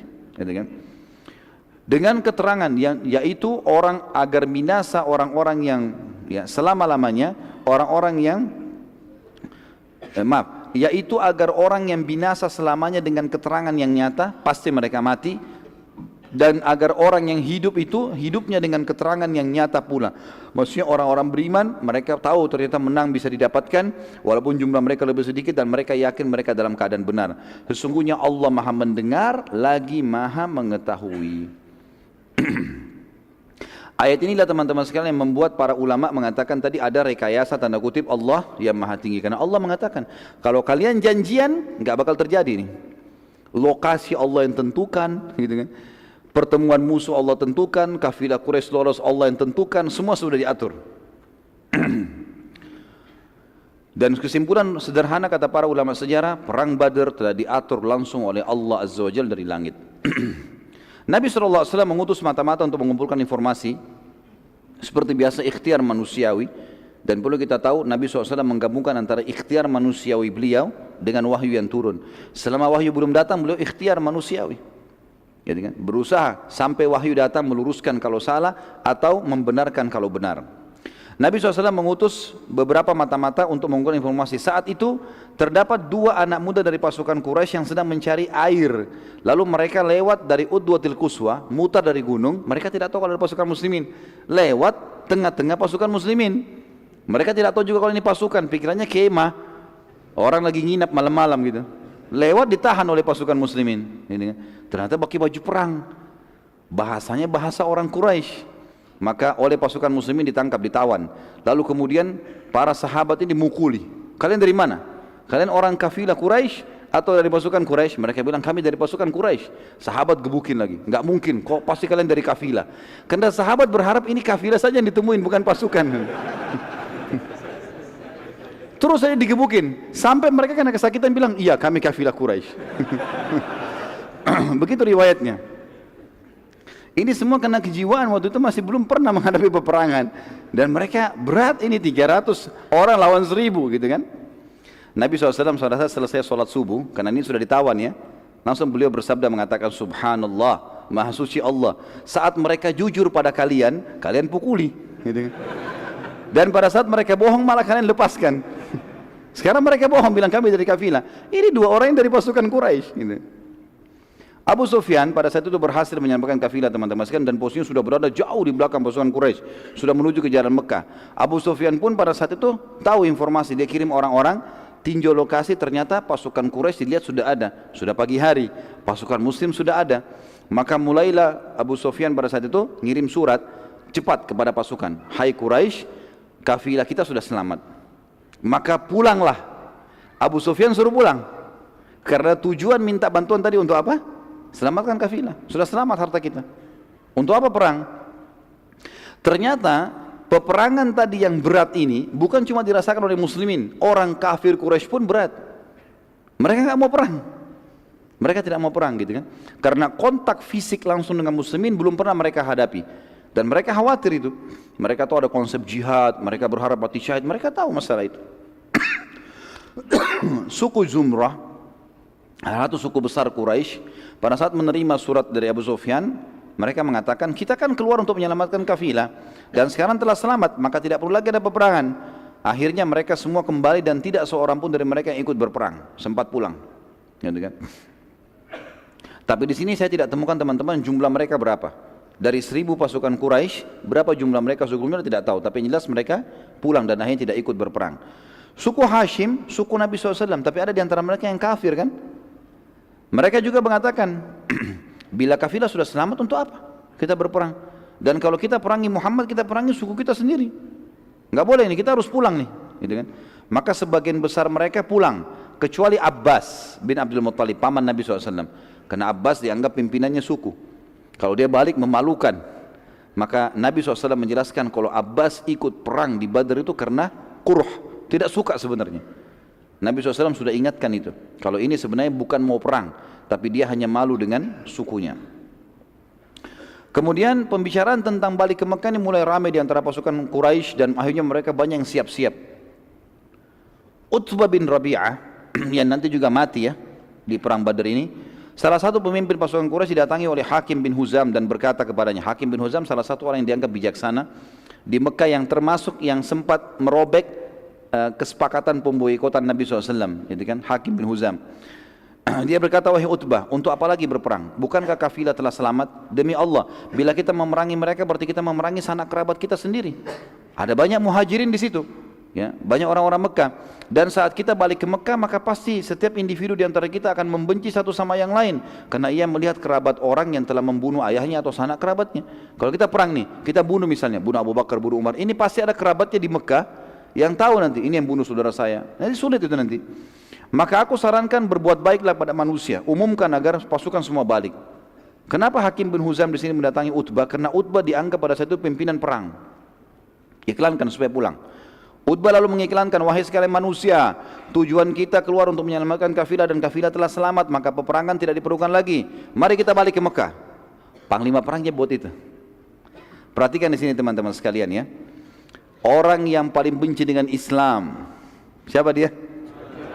Abu Jahal berperang lagi di sini. Dia berperan lagi. Dia waktu dengar Utbah bilang itu pasukan perang, ini pimpinan perang. Maka dia melihat pasukan semua mulai siap-siap balik, maka Abu Jahal mendatangi satu persatu pasukan. Kenapa balik? Jangan balik. Gitu kan. Teriak-teriak di pasukan, tidak ada yang mau dengar Abu Jahal. Tidak ada yang mau dengar, orang semua tidak mau perang. Dan dianggap dia bukan pimpinan perang. Abu Jahal lihat, di pasukan ternyata ada Amir al-Hadrami. Siapa Amir al-Hadrami teman-teman sekalian? Adalah ayahnya yang dibunuh anaknya oleh Abdullah bin Jahash. Kalau masih ingat tadi ada Sariyah ya, yang dibentuk Nabi SAW 8 orang dipimpin Abdullah bin Jahash. Kemudian ada 2 orang sahabat, Utbah bin Ghazwan dan Sa'ad bin Abi Waqqas yang hilang, sisa 6 orang menyerang. Kan ada 2 orang dari orang Quraisy yang ditawan, 1 terbunuh. Yang terbunuh ini anaknya si Amir ini. Amir keluar ini untuk membalas kenapa anaknya dibunuh oleh Abdullah bin Jahash. Juga mau ikut pulang, Abu Jahal dekati. Dia mengatakan, wahai Amir, ya, dia bilang sama orang ini kan, wahai Amir, apa kau tidak lihat orang-orang semua akan kembali ke Mekah dan mereka tidak akan membalas kematian anakmu? Amir lalu terus dimotivasi oleh Abu Jahal, ingatlah darah anakmu tumpah, anakmu mati, dibunuh oleh Abdullah bin Jahash, itu pasukan muslim. Kalau kau sekarang biarkan mereka pulang dan kau tidak menarik pasukan ini, maka pastilah anak kamu tidak ada balasannya sama sekali. Dan percuma kalau dari Mekah. Terus dimotivasi dengan kalimat-kalimat sampai akhirnya Amir mendatangi atau pergi ke tengah-tengah pasukan, lalu ia duduk di atas tanah. Dia buru-buru ke depan pasukan, lalu duduk tiba-tiba di atas tanah. Orang semua jadi berhenti lihat, kenapa ini Amir duduk di atas tanah?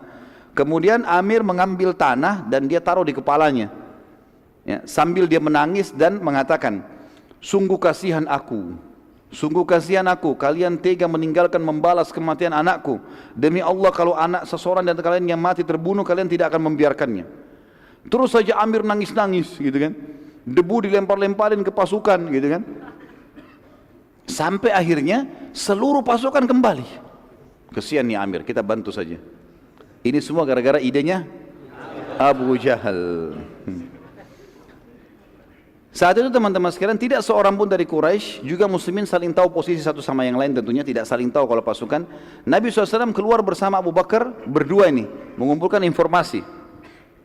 Jadi 2 orang pun yang ditawan oleh muslimin, itu orang Quraisy tidak tahu, karena jumlah mereka besar. Enggak tahu kalau 2 orang yang kena, 2 orang ini tadinya yang ditawan oleh muslimin malam hari itu, mereka cuma tidak izin mereka cuma keluar mau cari sumur, ketangkaplah. Jadi orang Quraisy pun tidak tahu kalau mereka ketangkap ya. Maka Nabi SAW keesokan harinya, pagi hari itu, di waktu duha, beliau pun keliling, nyari-nyari informasi. Maka keduanya, Nabi SAW dan Abu Bakar radhiyallahu anhu menemukan seorang wanita tua, dan Nabi SAW bertanya padanya, apakah engkau punya informasi apa yang terjadi di sekitar tempat ini? Perhatikan sih dalam strategi perang teman-teman sekalian, tidak pernah menanyakan masalah hal yang rinci. Tadi kita lihat juga kasus waktu pertama sekali Abu Sufyan mau menyelamatkan kafilah, bagaimana dia mengecek kotoran tadi unta itu, dan dia tidak bertanya apa-apa, dia cuma bilang ada orang lewat sini, oh ada 2 orang. Dia tidak tanya siapa mereka, kena enggak, langsung ke sana, langsung cek, oh ternyata betul, kirim surat langsung. Seperti itu. Juga 2 orang sahabat tadi begitu dengar dari 2 perempuan ini, nanti kalau kafilah lewat saya akan transaksi dengannya. Maka langsung pulang ke Madinah melapor. Begitu luar biasa mereka memata-matai dan sudah faham kalau ini adalah informasi yang dibutuhkan. Perempuan tua ini tahu kalau di sebelah ada pasukan Quraisy. Mereka lihat, perempuan ini tahu, dia tinggal di lokasi itu. Dia tahu kafilah Abu Sufyan sudah lewat. Nabi SAW tanya, apakah engkau punya informasi apa yang terjadi di lokasi sekitar sini? Orang itu bertanya, perempuan tua ini, siapa kalian? Kata Nabi SAW, bila engkau menyampaikan pada kami informasimu, maka kami pun akan menyampaikan kami dari mana. Orang itu bilang, aku telah disampaikan bahwa pasukan Quraisy sudah keluar dari hari ini dan hari itu dan sudah melewati wilayah ini dan wilayah itu. Bila itu benar, maka pastilah pasukan Quraisy sudah berada di belakang bukit ini. Perempuan itu bilang, gitu kan? Dan aku juga sudah mendapatkan berita kalau Muhammad keluar dari Madinah. Dia tidak tahu ini kalau Nabi SAW. Pada hari ini dan hari itu dan sudah melewati lembah itu. Kalau memang benar, berarti mereka semuanya sudah ada di sini. Ditunjuk udwati dunia, lagi ada di situ, gitu kan? Maka Nabi SAW lalu bertanya, bagaimana dengan kafilah Abu Sufyan? Orang itu mengatakan, aku tidak tahu. Ini bagian dari kecerdasan Abu Sufyan tentunya juga di sini kata para ulama sejarah. Bukan memuji orang kafir, nanti dia masuk Islam. Tapi bagaimana Abu Sufyan itu sampai tidak ada satu orang pun tahu tentang kafilahnya. Sebagian ahli sejarah mengatakan Abu Sufyan menaikkan unta-untanya di atas bukit-bukit. Enggak biasa unta naik atas bukit, tapi dinaikkan di bukit, melewatin bukit-bukit. Jadi sananya akhirnya tidak ketahuan. Orang-orang di sekitar tempat itu pun tidak tahu. Orang itu lalu bertanya, kalian dari mana? Kata Nabi SAW, kami dari air. Orang-orang Arab teman-teman sekalian, seringkali kalau mau memperkenalkan dirinya, dan suku-suku Arab itu hidup di satu lokasi kalau ada mata air di situ, dan mereka beri nama. Misal mata air apa. Jadi orang taunya, kamu dari mana? Kami dari mata air ini. Jadi mereka sudah tahu seperti itulah. Maka itu perempuan yang tanya, dari mana kalian? Tanya Nabi SAW. Kata Nabi SAW, dari air. Perempuan itu tanya, dari air apa? Kata Nabi SAW, air. Selesai, ditinggal. Jadi yang dimaksud oleh Nabi SAW adalah, bisa kata ahli sejarah air, mata air Madinah tapi tidak disebutkan, atau yang dimaksud adalah kami dari sperma. Dari air, kata para ulama. Nabi SAW mengatakan kami dari air manusia, selesai. Dan tidak perlu menjawab lengkap, gitu kan? Kalau dijawab perempuan ini akan memberitahukan Quraisy nanti. Setelah itu Nabi SAW sudah tahu ternyata di belakang bukit ini saja sudah ada pasukan Quraisy. Khabbab bin Mundhir radhiyallahu anhu mendatangi Nabi SAW dan bertanya, wahai Rasulullah, apakah pemilihan anda? Jadi waktu itu Nabi SAW akhirnya memasang tenda-tenda, ya, mengatur kemah-kemah para sahabat dan ternyata berada di tengah-tengah lokasi. Jadi misalnya meja ini gunung, di belakang gunung kalau orang mau ke belakang ke pasukan Quraisy harus lewat, gitu kan, putar dari sebelah. Belakang ini banyak kebun-kebun kurma, di sini banyak sumur. Maka kalaupun Quraisy mau nyerang, mereka harus mutar gunung baru bisa berhadapan dengan Nabi SAW. Nabi SAW meletakkan pasukan berkemah di tengah-tengah lembah. Jadi bukan di dekat sumur, tapi di tengah-tengah lembah. Harapannya nanti kalau Quraisy mutar lebih dekat untuk dilawan gitu. Khabbab bin Mundhir, salah satu ahli perang Ansar di Madinah, berkata, ya Rasulullah, saya ingin bertanya, apakah pemilihan tempat ini di tengah-tengah lembah ini wahyu dari langit atau hanya strategi perang anda pribadi? Dari ini yang saya bilang tadi teman-teman sekalian. Jadi Nabi SAW mempertemukan antara pendapat pribadi beliau, ijtihad kalau belum ada wahyu, dengan wahyu kalau turun untuk membenarkan itu. Kalau pendapat beliau SAW tidak sesuai dengan wahyu, maka beliau tinggalkan, gitu kan. Di sini kata Nabi SAW, ini cuma strategi perang, nggak ada hubungannya sama sekali dengan wahyu. Bukan Allah yang suruh berkemah di tengah-tengah lembah. Maka kata Khabbab radhiyallahu anhu, baik, kalau begitu Rasulullah, kami memiliki pengalaman dalam berperang dan bertahan di Madinah. Maka pendapat kami, kita tidak tepat kalau berkemah di tengah-tengah lembah ini. Yang paling baik adalah kita menuju ke belakang kebun-kebun kurma itu, di situ banyak sumur, pasukan berkemah di situ. Sehingga mereka bisa minum kalau haus, mereka bisa memberikan minum pasukan kalau lagi berperang. Dan Quraisy tidak punya sumur di situ. Kalau mereka pun mau minum, kalau habisan air, mereka harus mutar ke belakang pasukan muslimin. Maka Nabi SAW mengatakan pendapat yang baik. Lalu Nabi SAW mengikuti pendapat sahabat itu. Dan ini juga pelajaran teman-teman pentingnya orang bermusyawarah, dan bukan aib kita memberikan masukan kepada seseorang kalau memang ada pendapat yang lebih baik. Dan Nabi SAW menunjukkan kebijaksanaan beliau untuk mendengar apa yang disampaikan. Pada malam harinya Allah yang Maha Suci menurunkan rahmatnya untuk meringankan peperangan bagi muslimin. Allah yang Maha Suci menurunkan pasukan bantuan dari malaikat dan menurunkan hujan pada saat itu agar tanah yang ditempati kaum mukminin jadi basah. Dan yang turun kepada kaum muslimin adalah hujan gerimis. Hujan gerimis. Sehingga membuat seluruh pasukan muslimin malam itu tertidur karena lembutnya air hujan, halus sekali, lembut, gerimis, maka mereka ngantuk, tertidur. Jadi mereka istirahat. Dan tanah di tempat mereka pijak itu menjadi basah, tapi basahnya tidak becek. Karena padang pasir teman-teman, kalau terlalu kering, berat untuk dijalani.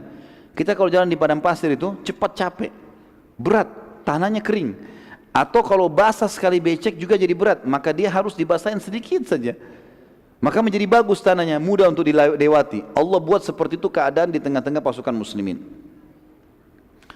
Dikatakan di sini, atau saya tulis teman-teman sekalian, pada malam harinya Allah Maha Suci menurunkan rahmatnya untuk meringankan peperangan bagi muslimin. Allah Maha Suci menurunkan bantuan dari malaikat hadir pada malam itu, menurunkan hujan agar tanah yang ditempati kaum mukmin jadi basah dan ringan, yang memudahkan mereka melangkah juga mengambil air dari sumur nantinya. Karena air sumur jadi penuh karena hujan turun. Kalau tadi airnya agak dalam, sulit juga ditimbah gitu. Sementara di lokasi kaum musyrikin turun hujan yang sangat lebat di sebelah gunung ini. Hujan lebat sampai becek semuanya. Becek semuanya, jadi kotor, baju mereka jadi basah, gitu kan. Sehingga jadi berat badannya, berat tanahnya, gitu kan.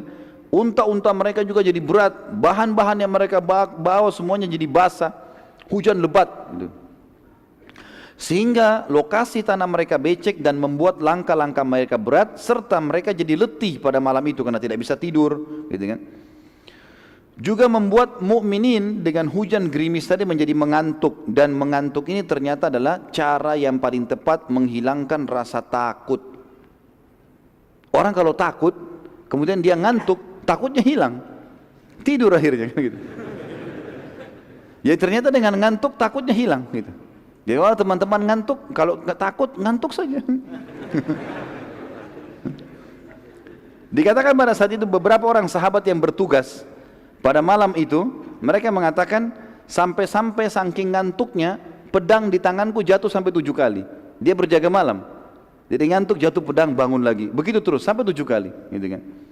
Allah Subhanahu Wa Taala menceritakan kejadian tersebut dalam surah Al-Anfal.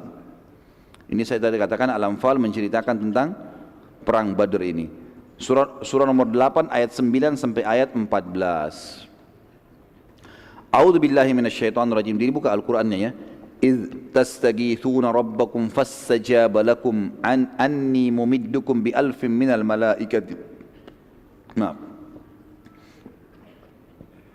إذ تستغيثون ربكم فاستجاب لكم أني ممدكم بألف من الملائكة مردفين وما جعله الله إلا بشرى ولتطمئن به قلوبكم وما النصر إلا من عند الله إن الله عزيز حكيم إذ يغشيكم النعاس أمنة منه وينزل عليكم من السماء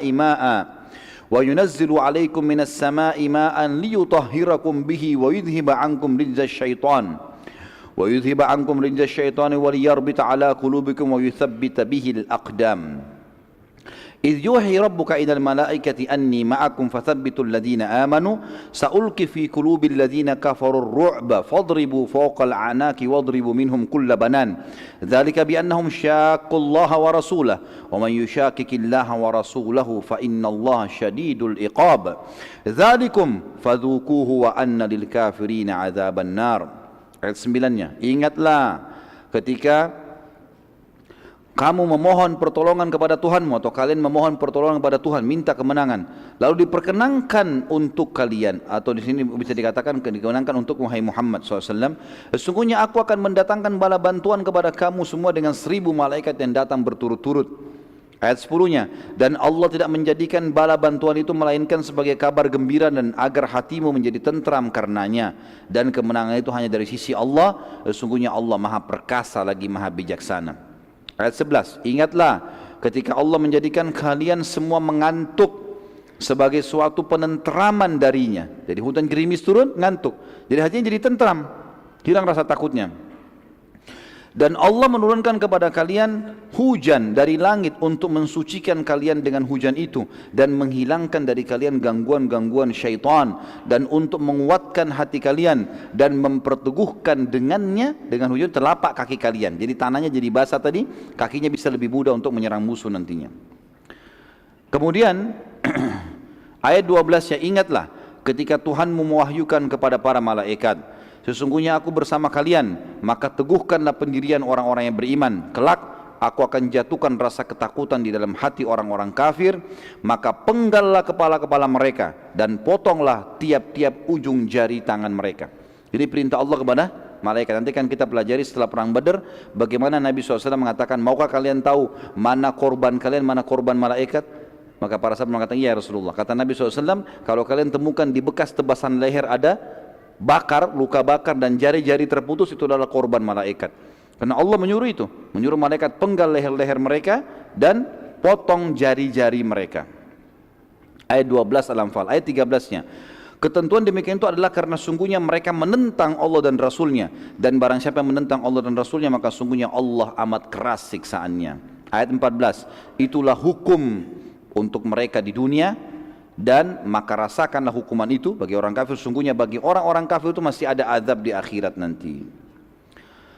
Sa'ad bin Mu'adz radhiyallahu anhu, sahabat Nabi yang mulia yang kita sudah tahu masyhur, pimpinan tadi Aus, berkata pada Nabi SAW, wahai Rasulullah, sungguh anda sudah lebih tahu apa yang akan terjadi, peperangan apa yang akan terjadi, dan di Madinah terdapat saudara-saudara kami yang bukan tidak ikut dan mendukung anda karena takut, tapi mereka tidak tahu kalau terjadi peperangan. Niscaya kalau mereka tahu, mereka tidak akan meninggalkan anda sama sekali. Bila anda setuju ya Rasulullah, kami akan jadikan buat anda kemah di belakang pasukan, dan kami siapkan pula buat anda tunggangan khusus unta yang terbaik kami. Bila kami menang, maka itulah harapan kami semua. Tapi bila kami kalah, anda masih bisa menyelamatkan diri ke Madinah dengan menunggangi unta tersebut dan bertahan di Madinah, sehingga Islam tidak hilang. Karena kalau anda juga ikut mati, maka habis Islam ini. Artinya di sini ikhtiarnya Sa'ad radhiyallahu anhu sebagai manusia. Maka Nabi SAW berkata, sungguh pendapat yang baik.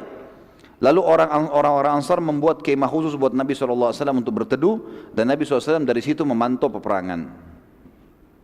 Nabi SAW lalu membagi bendera-bendera peperangan. Keesokan paginya ada bendera dipegang oleh Ali bin Abi Thalib, ada bendera dipegang oleh Mu'adz bin Umair, ada yang juga yang lain-lain dipegang oleh beberapa orang-orang Ansar.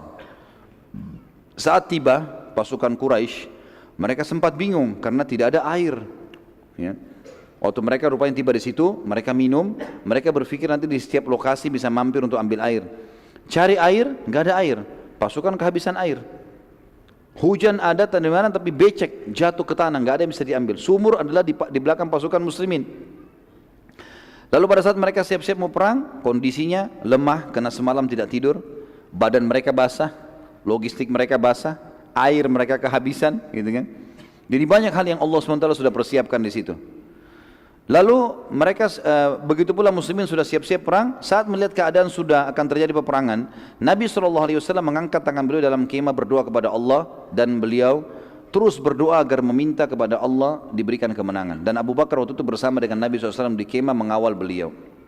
Nabi SAW lalu menutup wajah beliau SAW dengan jubahnya dan berdoa, ya Allah, bila engkau membiarkan kekuatan ini muslimin musnah, maka tidak ada lagi yang tersedia di muka bumi orang yang akan menyembahmu. Lalu Nabi SAW terus berdoa sambil menangis.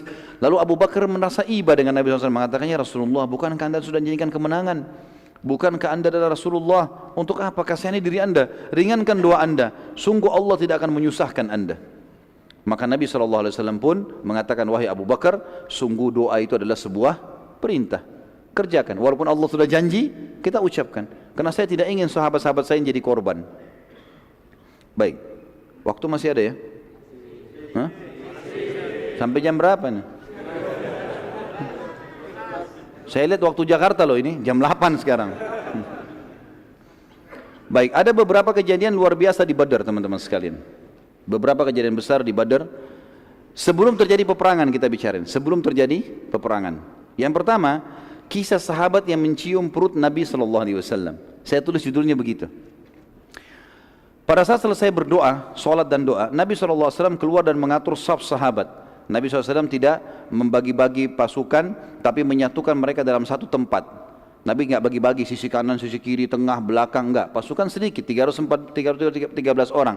Bahkan yang ikut cuma 312, Abu Bakar mendampingi Nabi SAW. Pasukan disatukan di satu tempat. Terdapat sebuah kejadian kecil. Waktu Nabi SAW sedang mengatur saf dengan tongkat beliau, ada seorang dari Ansar yang kebetulan sangat gemuk, sampai waktu berdiri tubuhnya keluar dari saf. Maka Nabi SAW memerintahkan dia, mundurlah agar lebih rapi safnya gitu kan, sambil menekan ujung tongkat beliau ke perutnya sahabat itu. Mundur kamu gitu ya. Lalu waktu itu tiba-tiba sahabat tadi berkata, ya Rasulullah, Anda telah menyakitiku, maka aku ingin menuntut kisos, minta kisos dari Nabi. Anda tusuk saya juga tusuk ya Rasulullah. Gitulah mintanya. Ini medan perang dan ini sahabat. Sahabat yang lain semua dengar, langsung menghardik. Ada apa dengan kau? Ini Rasulullah.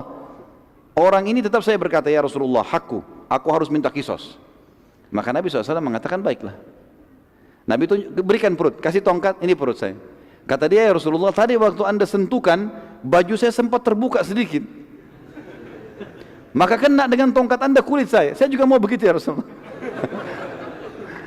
Maka yang terjadi, Nabi SAW bukain sedikit baju. Waktu terbuka ternyata orang ini datang langsung memeluk perut Nabi SAW lalu menciumnya, gitu kan.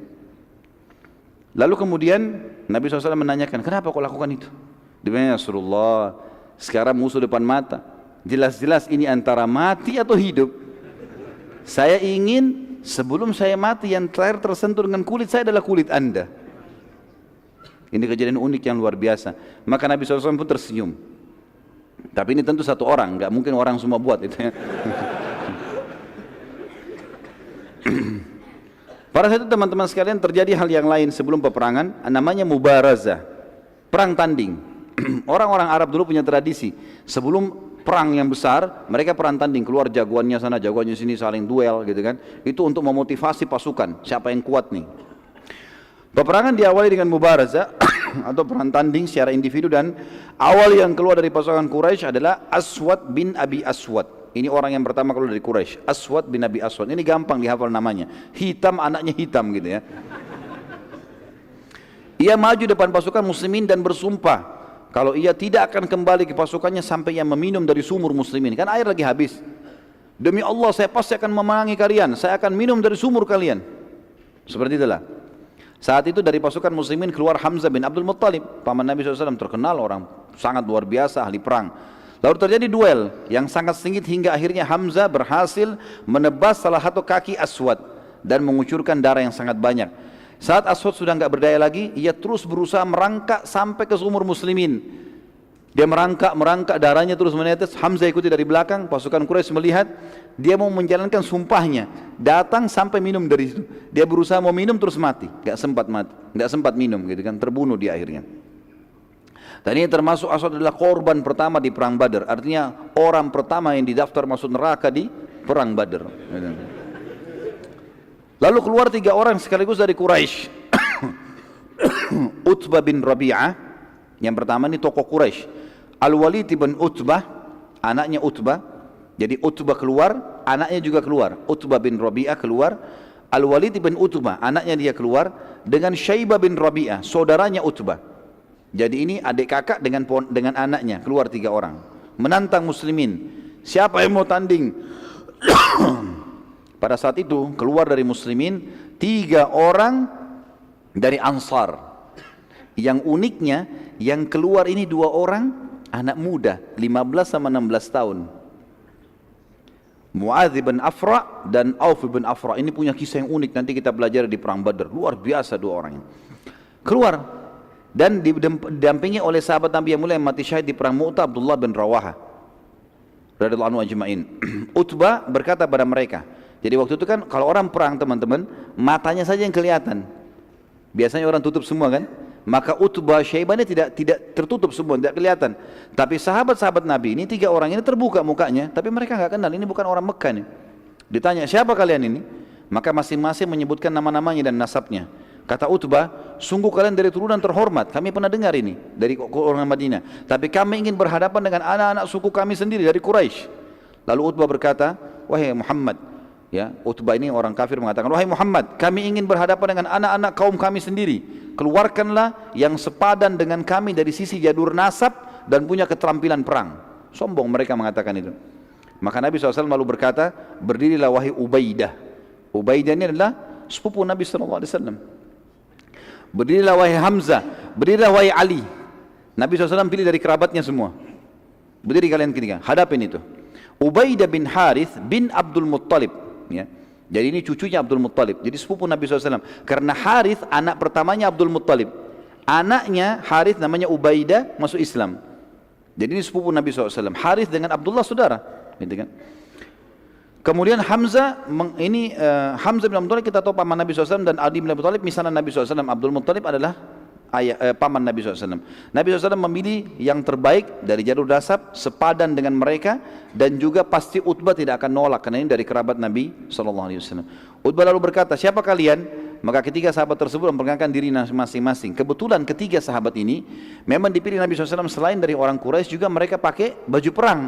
Ali bin Abi Thalib, Hamzah dan Ubaidah ini pakai baju perang dan tinggal matanya yang kelihatan. Jadi Utbah nggak kenal nih. Siapa kalian? Tiga-tiganya perkenalkan diri. Lalu pada saat itu tiga-tiganya atau Utbah mengatakan, kalian pantas menghadapan dengan kami. Lalu yang pertama maju Utbah melawan Ubaidah, sepupu Nabi SAW, anaknya Harith tadi. Hamzah melawan Syaibah dan Ali melawan Al-Walid. Ali bin Abi Thalib hanya dengan beberapa gerakan saja berhasil membunuh Al-Walid, mati. Berapa gerakan dikalahkan. Ali sangat mahir, luar biasa. Begitu juga Hamzah menyusul membunuh Syaibah dengan sangat cepat. Tertinggal sekarang Ubaidah dengan Utbah. Utbah memang kuat, Ubaidah masih muda. Tidak ada duel satu sama yang lain hingga keduanya jatuh, sempat terjatuh, gitu kan? Sama saling mukul, kemudian jatuh dua-duanya. Tapi dua-duanya belum mati. Ya. Dan sempat pada saat itu Utbah terkena sabetan pedang Ubaidah pada saat jatuh, dan Ubaidah sempat menangkis, terpukul saja di perisainya, tapi si Utbah kena pedang dan akhirnya berdarah, jatuh, kakinya luka. Maka Hamzah dan Ali mendekati Utbah lalu membunuhnya, dan mereka berdua memikul Ubadah ke pasukan muslimin. Dan selang beberapa waktu pada saat itu, karena ada pukulan Utbah yang keras walaupun tertangkis di perisai, rupanya terpukul ke dadanya Ubaidah, dan Ubaidah pun mati syahid, dan dia termasuk orang yang mati syahid di dalam perang Badar yang pertama. Quraisy melihat hal tersebut tidak mau lagi tanding. Tiga-tiga tokohnya mati semua dengan sekejap. Mereka terpukul dengan itu. Lalu mereka siap-siap untuk menyerang. Melihat kejadian tersebut, Nabi SAW lalu memerintahkan suatu perintah yang pada saat itu sangat aneh bagi mereka dan unik dalam strategi perang. Nabi SAW memerintahkan pada saat itu agar seluruh pasukan muslimin duduk ke tanah. Unta-unta kuda yang ada tadi 68 ekor unta dan 2 ekor kuda disingkirkan semua ke belakang. Jadi cuma pasukan manusia saja, dan mereka suruh duduk. Ini orang-orang Quraisy bingung, tidak pernah lihat seperti ini. Mereka biasanya teman-teman sekalian, cara orang Arab dulu kalau berperang, mereka menyerang nih, menyerang. Yang musuh itu punya kewajiban bertahan, tangkis serangan itu. Habis itu mereka kembali, mereka lagi yang bertahan, ini lagi yang menyerang. Cuma begitu cara perangnya, cara dulu begitu. Maka mereka bingung, ini strategi apa nih? Kenapa kok dulu di bawah gitu? Bagaimana cara diserangnya? Dan Quraisy pada saat itu sempat bingung, dan ini apa, ini strategi apa? Nabi SAW bersabda, biarkan mereka menyerang lebih dulu, bila kalian didekati maka lawanlah mereka. Bila kalian diserang dengan anak panah maka berlindunglah di belakang perisai-perisai kalian. Begitu saja ya. Dan baju-baju besi kalian. Quraisy lalu tiba-tiba menyerang dengan berjalan perlahan mendekati pasukan muslimin dan memperbanyak serangan dengan anak panah, tapi pada satu muslimin berusaha menahan anak-anak panah mereka kena perisai-perisai sampai mereka sudah dekat. Waktu mereka sudah mau tebasin pedangnya, maka pasukan muslimin baru menyerang. Dan ternyata dengan cara seperti ini itu ada dua manfaat kata para ulama sejarah. Yang pertama, muslimin dengan duduk rasa takutnya kurang, beda dengan kalau berdiri. Mereka duduk gitu kan. Kemudian yang kedua, mereka pada saat menangkis serangan-serangan musuh itu akan memberikan motivasi ke mereka, ternyata kita tidak terbunuh nih. Dan dari sekian banyak 300 orang pasukan yang kena pada saat itu mati cuma 1 orang, sementara pasukan Quraisy banyak yang terbunuh. Yang terbunuh adalah Ubaidah. Ini adalah salah satu budak Umar bin Khattab yang terkena panahnya Quraisy. Ada kisah yang lain teman-teman, kisah Harithah bin Suraqah radhiyallahu anhu. Ada sebuah anak panah yang tidak jelas dari mana arahnya di pasukan muslimin, karena pada saat Quraisy lempar panah, Ada juga di antara muslimin dari belakang lempar panah. Ada satu orang namanya Haritha bin Suraka, ini kena panah dan tidak jelas orang ini mati di kena panahnya orang Islam atau panahnya orang Quraisy. Dan ini perlu teman-teman kita ketahui.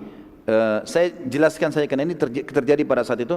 Setelah perang Badar, ibunya Harithah datang kepada Nabi SAW lalu mengatakan, ya Rasulullah, dalam hadis Bukhari, Anda sudah tahu bagaimana Harithah punya kedudukan di sisi saya.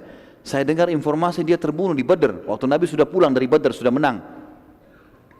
Maka beritahukan kepada saya, di mana Harithah? Mati syahid ke masuk surga atau dia sekarang tidak jelas kena panahnya muslim, mungkin dia masuk neraka. Kata Nabi SAW, wahai ibunya Harithah, sungguh kau telah kehilangan informasi. Anakmu Harithah mati syahid dan sekarang dia berada di surga Firdaus yang tertinggi. Kisah yang lain kisah Umair bin Hammam radhiyallahu anhu bin Hubab, ya. Saat pasukan Quraisy mulai menyerang, Nabi SAW memerintahkan sahabat. Jadi waktu sudah menyerang, mereka diserang oleh muslimin, mereka mundur. Atur lagi strategi mau menyerang muslimin. Waktu mau menyerang yang kedua kali, Nabi SAW kembali mau mengatur pasukan. Jadi begitu zaman dulu mereka masih bisa mengatur strategi perang, diatur perang. Lalu Nabi SAW memerintahkan sahabat untuk menyerang pada saat itu terlebih dahulu. Maka para sahabat berusaha menyerang pada saat itu. Dan Nabi SAW kembali ke kemah untuk sholat dan berdoa untuk menang kaum muslimin. Dan beliau bersabda pada saat itu, ya, waktu pasukan sudah mau disuruh menyerang, kata beliau, sekarang kalian yang serang lebih dulu. Jangan tunggu lagi dengan duduk, ini serangan yang kedua. Tapi ingatlah, ada pesan penting, ada wahyu datang. Dalam hadis Bukhari Muslim kata Nabi SAW, demi Allah, tidak seorang pun dari kalian terbunuh di sini dalam peperangan ini. Sekarang kalian nyerang nih, terbunuh, kecuali pasti masuk surga yang luasnya seluas langit dan bumi.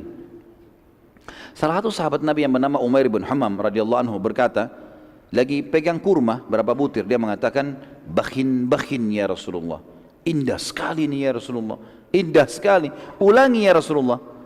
Kata Nabi SAW, demi Allah, wahai Umair, disebut namanya dia, tidak seorang pun dari kalian terbunuh dalam peperangan ini kecuali ia pasti masuk surga yang luasnya seluas langit dan bumi. Umair bilang lagi, bakhin ya Rasulullah, indah sekali ini. Orang Arab bisa mengatakan kalau itu bakhin gitu kan.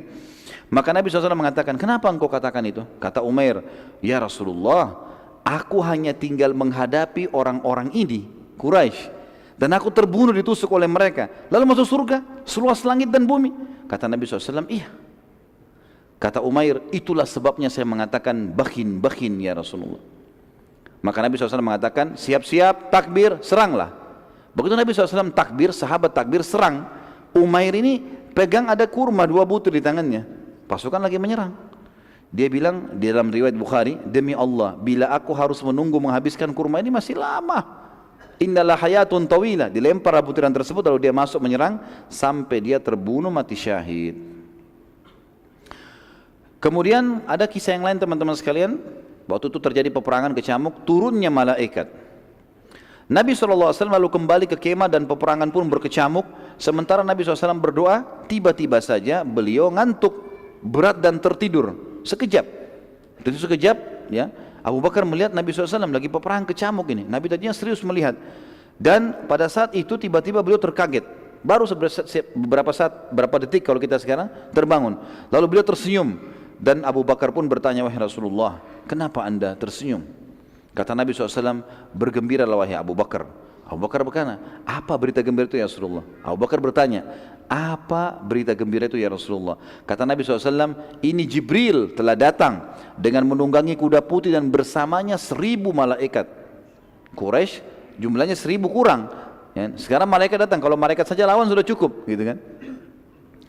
Belum pernah teman-teman sekalian, kata ahli sejarah, malaikat terlibat dalam peperangan kecuali perang Badar. Ini pendapat yang paling kuat. Peperangan yang lainnya Allah SWT tidak turunkan lagi bantuan malaikat, tapi mereka hadir menyaksikan, iya. Tapi ikut berperang tidak pernah kecuali di Badar.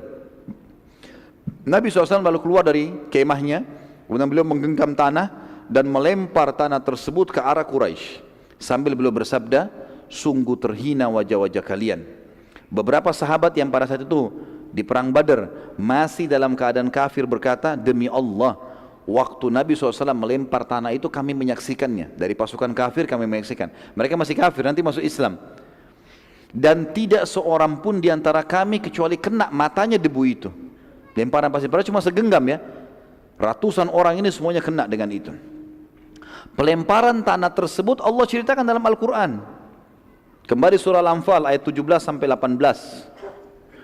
A'udzu billahi minasyaitonir rajim. Falam taqtuluhum walakinnallaha qatalahum wa ma ramaita idz ramaita walakinnallaha rama waliyubliyal mu'minina minhu bala'an hasana innallaha sami'un alim. Dzalikum wa annallaha muhinu kaidil kafirin. Maka yang sebenarnya adalah bukan kamu yang membunuh mereka hai Muhammad, bukan pasukan yang membunuh orang-orang Quraisy, akan tapi Allah lah yang telah membunuh mereka, dan bukan kamu yang melempar pada saat kau sedang melempar, tapi Allah lah yang telah melempar tanah itu sehingga menyebar ke mata pasukan Quraisy.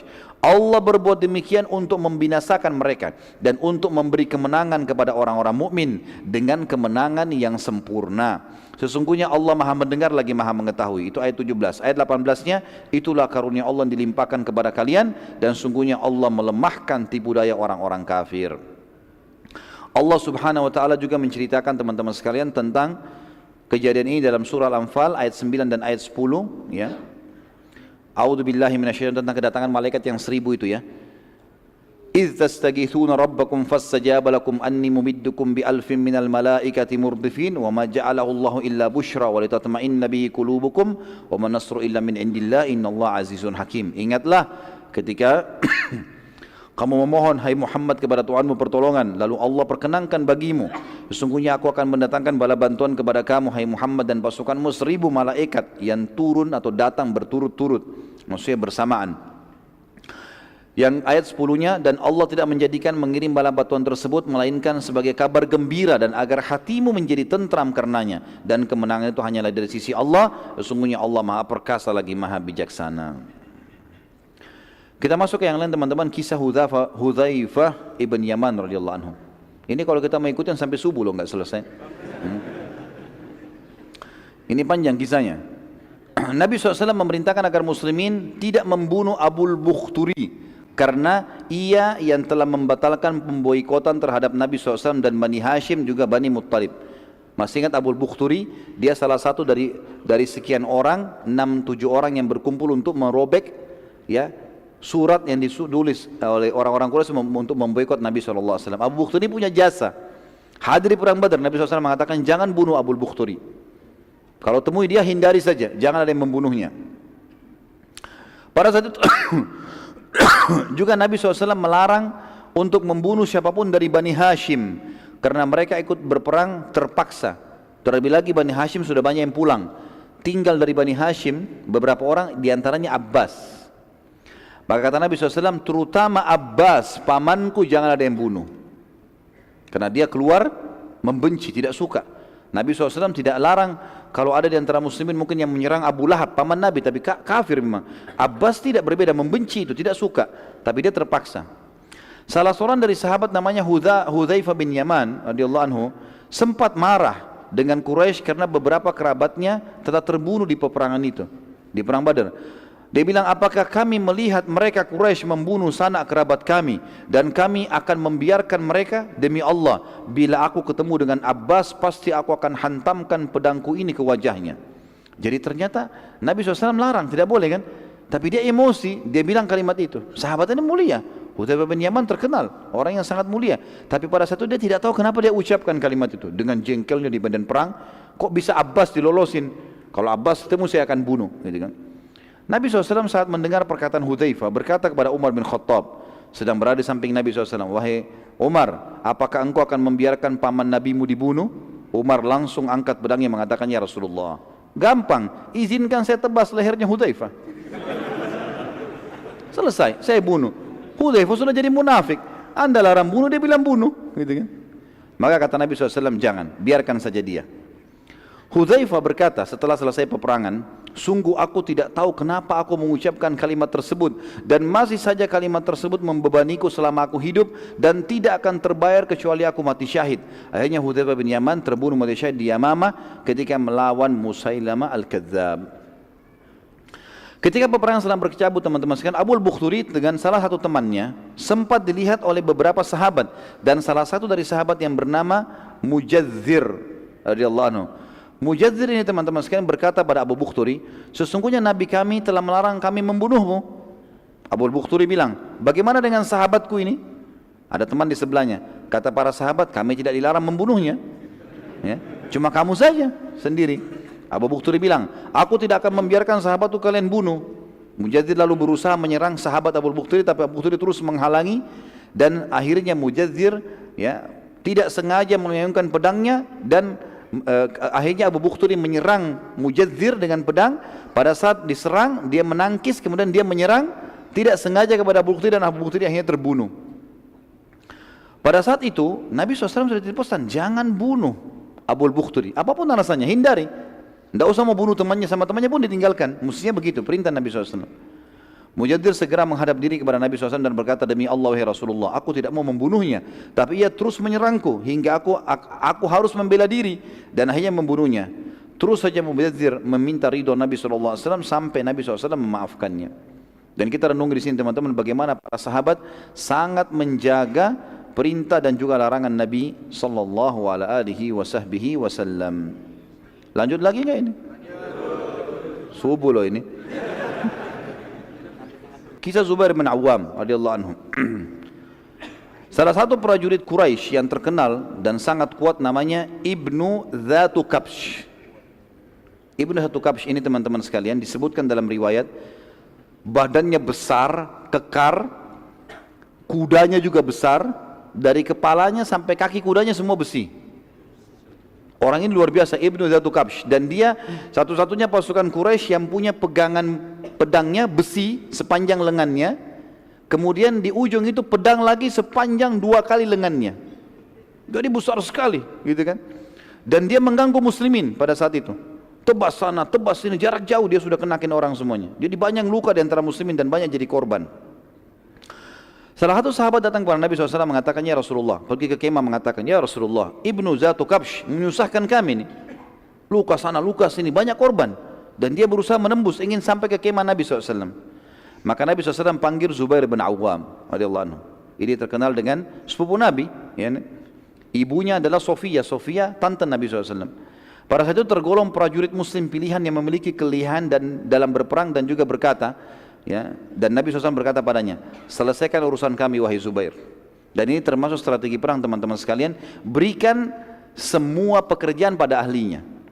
Jangan semua orang ditugaskan tugas yang sama, tidak. Ada yang ahli perang tanding, ya dia maju. Ada yang ahli strategi memanah di tempat panah, ya. Ada yang menunggang kuda, dia harus masing-masing pada tempatnya. Di sini Nabi SAW tidak pilih sembarangan sahabat, dipilih Zubair. Zubair memang jeli. Di antara kejelian Zubair, dia sangat cepat menebaskan pedang dan sangat jeli pada saat melemparkan tombak. Kalau sasarannya di titik A, di titik itu kena. Jadi tepat sekali orangnya. Zubair berkata, aku pun lalu mendekati Ibnu Kabsh, mencari mana ini, poinnya di mana nih supaya dia bisa kena gitu. Maka keliling, dia bilang, saya kelilingi Ibnu Kabsh dan saya tidak temukan celah. Matanya saja semua besi. Di tombak pun bisa tombaknya terpental. Karena zaman dulu mereka meletakkan di bawah besi itu ada semacam kalau kita karet sekarang, tapi dari kulit hewan, sehingga kulit baru baju besi, jadi nggak bisa mental gitu kan. Maka kata Zubair radhiyallahu anhu, pada saat aku sedang berhadapan dengannya, aku melihat celah itu hanya 2 matanya dan diantaranya. Maka aku pun berdiri di atas kudaku, lalu aku melempar tombak sehingga menembus di antara 2 matanya dan tembus di kepalanya bagian belakang. Matilah Ibnu Abu Kabsh, dan pada saat dia mati, pada saat itu pasukan Quraisy sempat terpukul karena ini orang terkuatnya. Dan bagaimana Zubair naik di atas kuda kan kelihatan, orang-orang pada lihat. Dan dia melempar dengan sangat jeli sehingga menembus di antara 2 matanya. Artinya kalau kena bagian kepala segala mungkin masih bisa mental. Tapi di sini bagaimana kejelian Zubair radhiyallahu anhu. Dan ini teman-teman sekalian tentu tidak bisa kita lanjutkan semuanya karena cukup panjang bahasan. Dan ini masih banyak yang akan kita sampaikan berhubungan dengan masalah peperangan ini. Dan insya Allah kita akan lanjutkan lagi pada pertemuan kita akan datang karena masih panjang, masih ada peperangan-peperangan, masih ada korban-korban, kisah unik bagaimana terbunuh Abu Jahal, bagaimana Umayyah bin Khalaf terbunuh, panjang lebar cerita masa ini, dan juga pelajaran yang diambil dari perang Badar sendiri. Lalu kemudian bagaimana keadaan Mekah pada saat Badar dikalahkan orang-orang Quraisy dan bagaimana keadaan Madinah pada saat juga pasukan muslimin telah menang. Allahu a'lam. Mungkin sampai sini untuk teman-teman sekalian. Ini pakai pertanyaan atau besok aja? Baik. Karena melihat waktu teman-teman sekalian sudah setengah 10 malam. Insya Allah besok kalau ada yang punya pertanyaan bisa disampaikan di subuh hari. Karena kita masih dalam tema yang sama, Anda bertanya kami menjawab. Insya Allah kita akan jawab sesuai dengan apa yang saya ketahui tentunya. Mungkin begitu saja, kita berdoa kepada Allah SWT. Semoga bahasan kita hari ini bermanfaat buat kita semua. Dan dijadikan sebagai tambahan amal kita pada hari kiamat. Dan juga semoga saja Allah Subhanahu wa taala memaafkan semua kesalahan kita dengan kemahamurahannya dan menggantikan menjadi pahala. Dan kita mendoakan agar seluruh wilayah di Indonesia dari jajaran pemerintahan sampai masyarakat umumnya agar semuanya kembali kepada Islam dan Al-Quran dan Sunnah, dan semoga Indonesia menjadi contoh bagi negara-negara yang lain. Dan kita mendoakan agar Jakarta diberikan pemimpin yang adil, yang muslim, kembali kepada Al-Quran dan Sunnah, dan jangan sampai muslim dipimpin oleh orang-orang yang malah memerangi Islam. Dan kita mendoakan saudara kita di Palestina, di Syria, di Yaman, di Irak, di Myanmar, di Ahsa, dimanapun mereka berada sedang terlindas, semoga Allah ikhlaskan niat mereka, terima para syuhada mereka, muliakan Islam di tangan mereka dan tangan kita semua, dan semoga Allah partisipasikan kita bersama mereka di pahala, baik dengan doa, harta juga dengan jiwa kita. Dan semoga Allah dengan kemahamurahannya menyatukan kita semua di surga firdausnya tanpa hisab, sebagaimana disatukan kita di majlis ilmu yang mulia ini. Tentu teman-teman sekalian, sebelum kafaratul majlis saya mengingatkan kembali untuk teman-teman kembali kepada pengajian kami di YouTube dengan cara sistematis. Sistematis artinya ikutin perkajian. Hari Senin bisa bahas masalah Minhajul Muslim misalnya. Hari Selasa bisa kembali kepada Bulughul Maram kalau mau belajar fikih. Minhajul Muslim banyak bicara masalah akidah. Hari Rabu bisa belajar sirah misalnya, mengikutinya. Hari Kamis bisa belajar mahkota pengantin, masalah rumah tangga. Hari Jumat bisa belajar misalnya masalah hadis, ada Riyadhus Shalihin dan hadis qudsi, ada 2 bahasan kitab. Hari selanjutnya bisa dibahas masalah al-kabair, dosa-dosa besar. Selanjutnya lagi hari Ahadnya, Sabtu tadi dosa-dosa besar, hari Ahadnya bisa dibahas masalah nawaqidul iman atau pembatal keislaman. Jadi sistematis. Teman-teman jangan cuma ketik Khalid Basalamah, apa yang muncul lalu didengar. Ini sayang, manfaat insya Allah tapi sayang. Tidak sistematis. Harapan saya adalah bagaimana kitab yang kami bedah itu bisa tuntas. Dan insya Allah berita yang lain adalah sirah ini kita akan terbitkan insya Allah dalam beberapa jilid, dan mungkin 3-4 jilid. Berikut kami usahakan insya Allah kalau Allah mudahkan, mungkin kalau ada yang bisa ditangkap dengan foto, misalnya lokasi perang Uhud, lokasi perang Badr, bisa ditangkap dengan foto, kami akan letakkan nanti dalam bukunya supaya lebih jelas insya Allah. Dan beberapa strategi peperangan Nabi SAW dengan anak-anak panah sehingga bisa jelas, oh seperti ini peperangannya dan seterusnya. Ini akan kami lakukan. Kemudian juga kami akan sampaikan teman-teman sekalian, di Jakarta lagi ada pembangunan Islamic Center, dan kami berharap partisipasi kaum muslimin, baik itu secara materi ataupun tentu doa juga enggak masalah. Yang jelas kami berharap bisa dibantu untuk itu, dan ini untuk kebaikan akhirat kita tentu semuanya. Di Islamic Center ada masjid yang diharapkan jadi masjid jami' dan tempat tersebarnya sunnah Nabi SAW. Dalamnya ada kampus dan 2 program. Yang pertama strata S1, teman-teman tamatan SMA kita akan sekolahkan gratis. Mereka tinggal asrama 4 tahun, mereka tamat, mereka akan hafal 30 juz Al-Quran dengan 1000 hadis. Kemudian ada kelas tadribud duat 2 tahun khusus pelatihan da'i. Ini juga gratis, mereka tinggal teman-teman yang mau terjun di da'i atau sudah jadi da'i tentunya, di dakwah dan sudah menjadi da'i, atau mau jadi da'i, kami latih juga atau dibina selama 2 tahun, insya Allah dengan target yang sama. Hafal 30 syair Quran dengan juga menghafal 1000 hadis. Harapannya seperti itu, dan insya Allah juga di dalam situ ada studio KHB yang alhamdulillah sekarang sudah ada kurang lebih 600 ceramah, dan target kami insya Allah sampai ribuan ceramah. Mudah-mudahan bisa bermanfaat bagi umat, dan ini juga bisa mengaji amal jariah buat kita semua. Mungkin begitu saja teman-teman sekalian, mudah-mudahan bermanfaat. Dan kalau ada yang pernah saya sampaikan tentang kerjasama dengan travel Umroh Kasturindo, itu sudah berhenti akadnya di Desember kemarin, yang pernah saya sebutkan namanya kalau ada yang baru minat untuk umroh, dan kita sudah berhentikan akadnya karena ada pelanggaran-pelanggaran syar'i yang saya temukan dan saya nasihati tidak mau dengar, maka saya berhentikan. Dan insya Allah akan ada iklan langsung dari kami di KHB resmi, itu travel haji umrah yang akan berangkat insya Allah. Dan ini bukan sama sekali hubungannya dengan masalah komersial ya, ini cuma mengingatkan karena banyak yang tanya bagaimana kalau mau umrah bersama saya gitu, maka saya sampaikan ini. Allahu a'lam. Subhanakallahumma bihamdika asyhadu an la ilaha illa anta astaghfiruka wa atubu ilaik. Wassalamualaikum warahmatullahi wabarakatuh.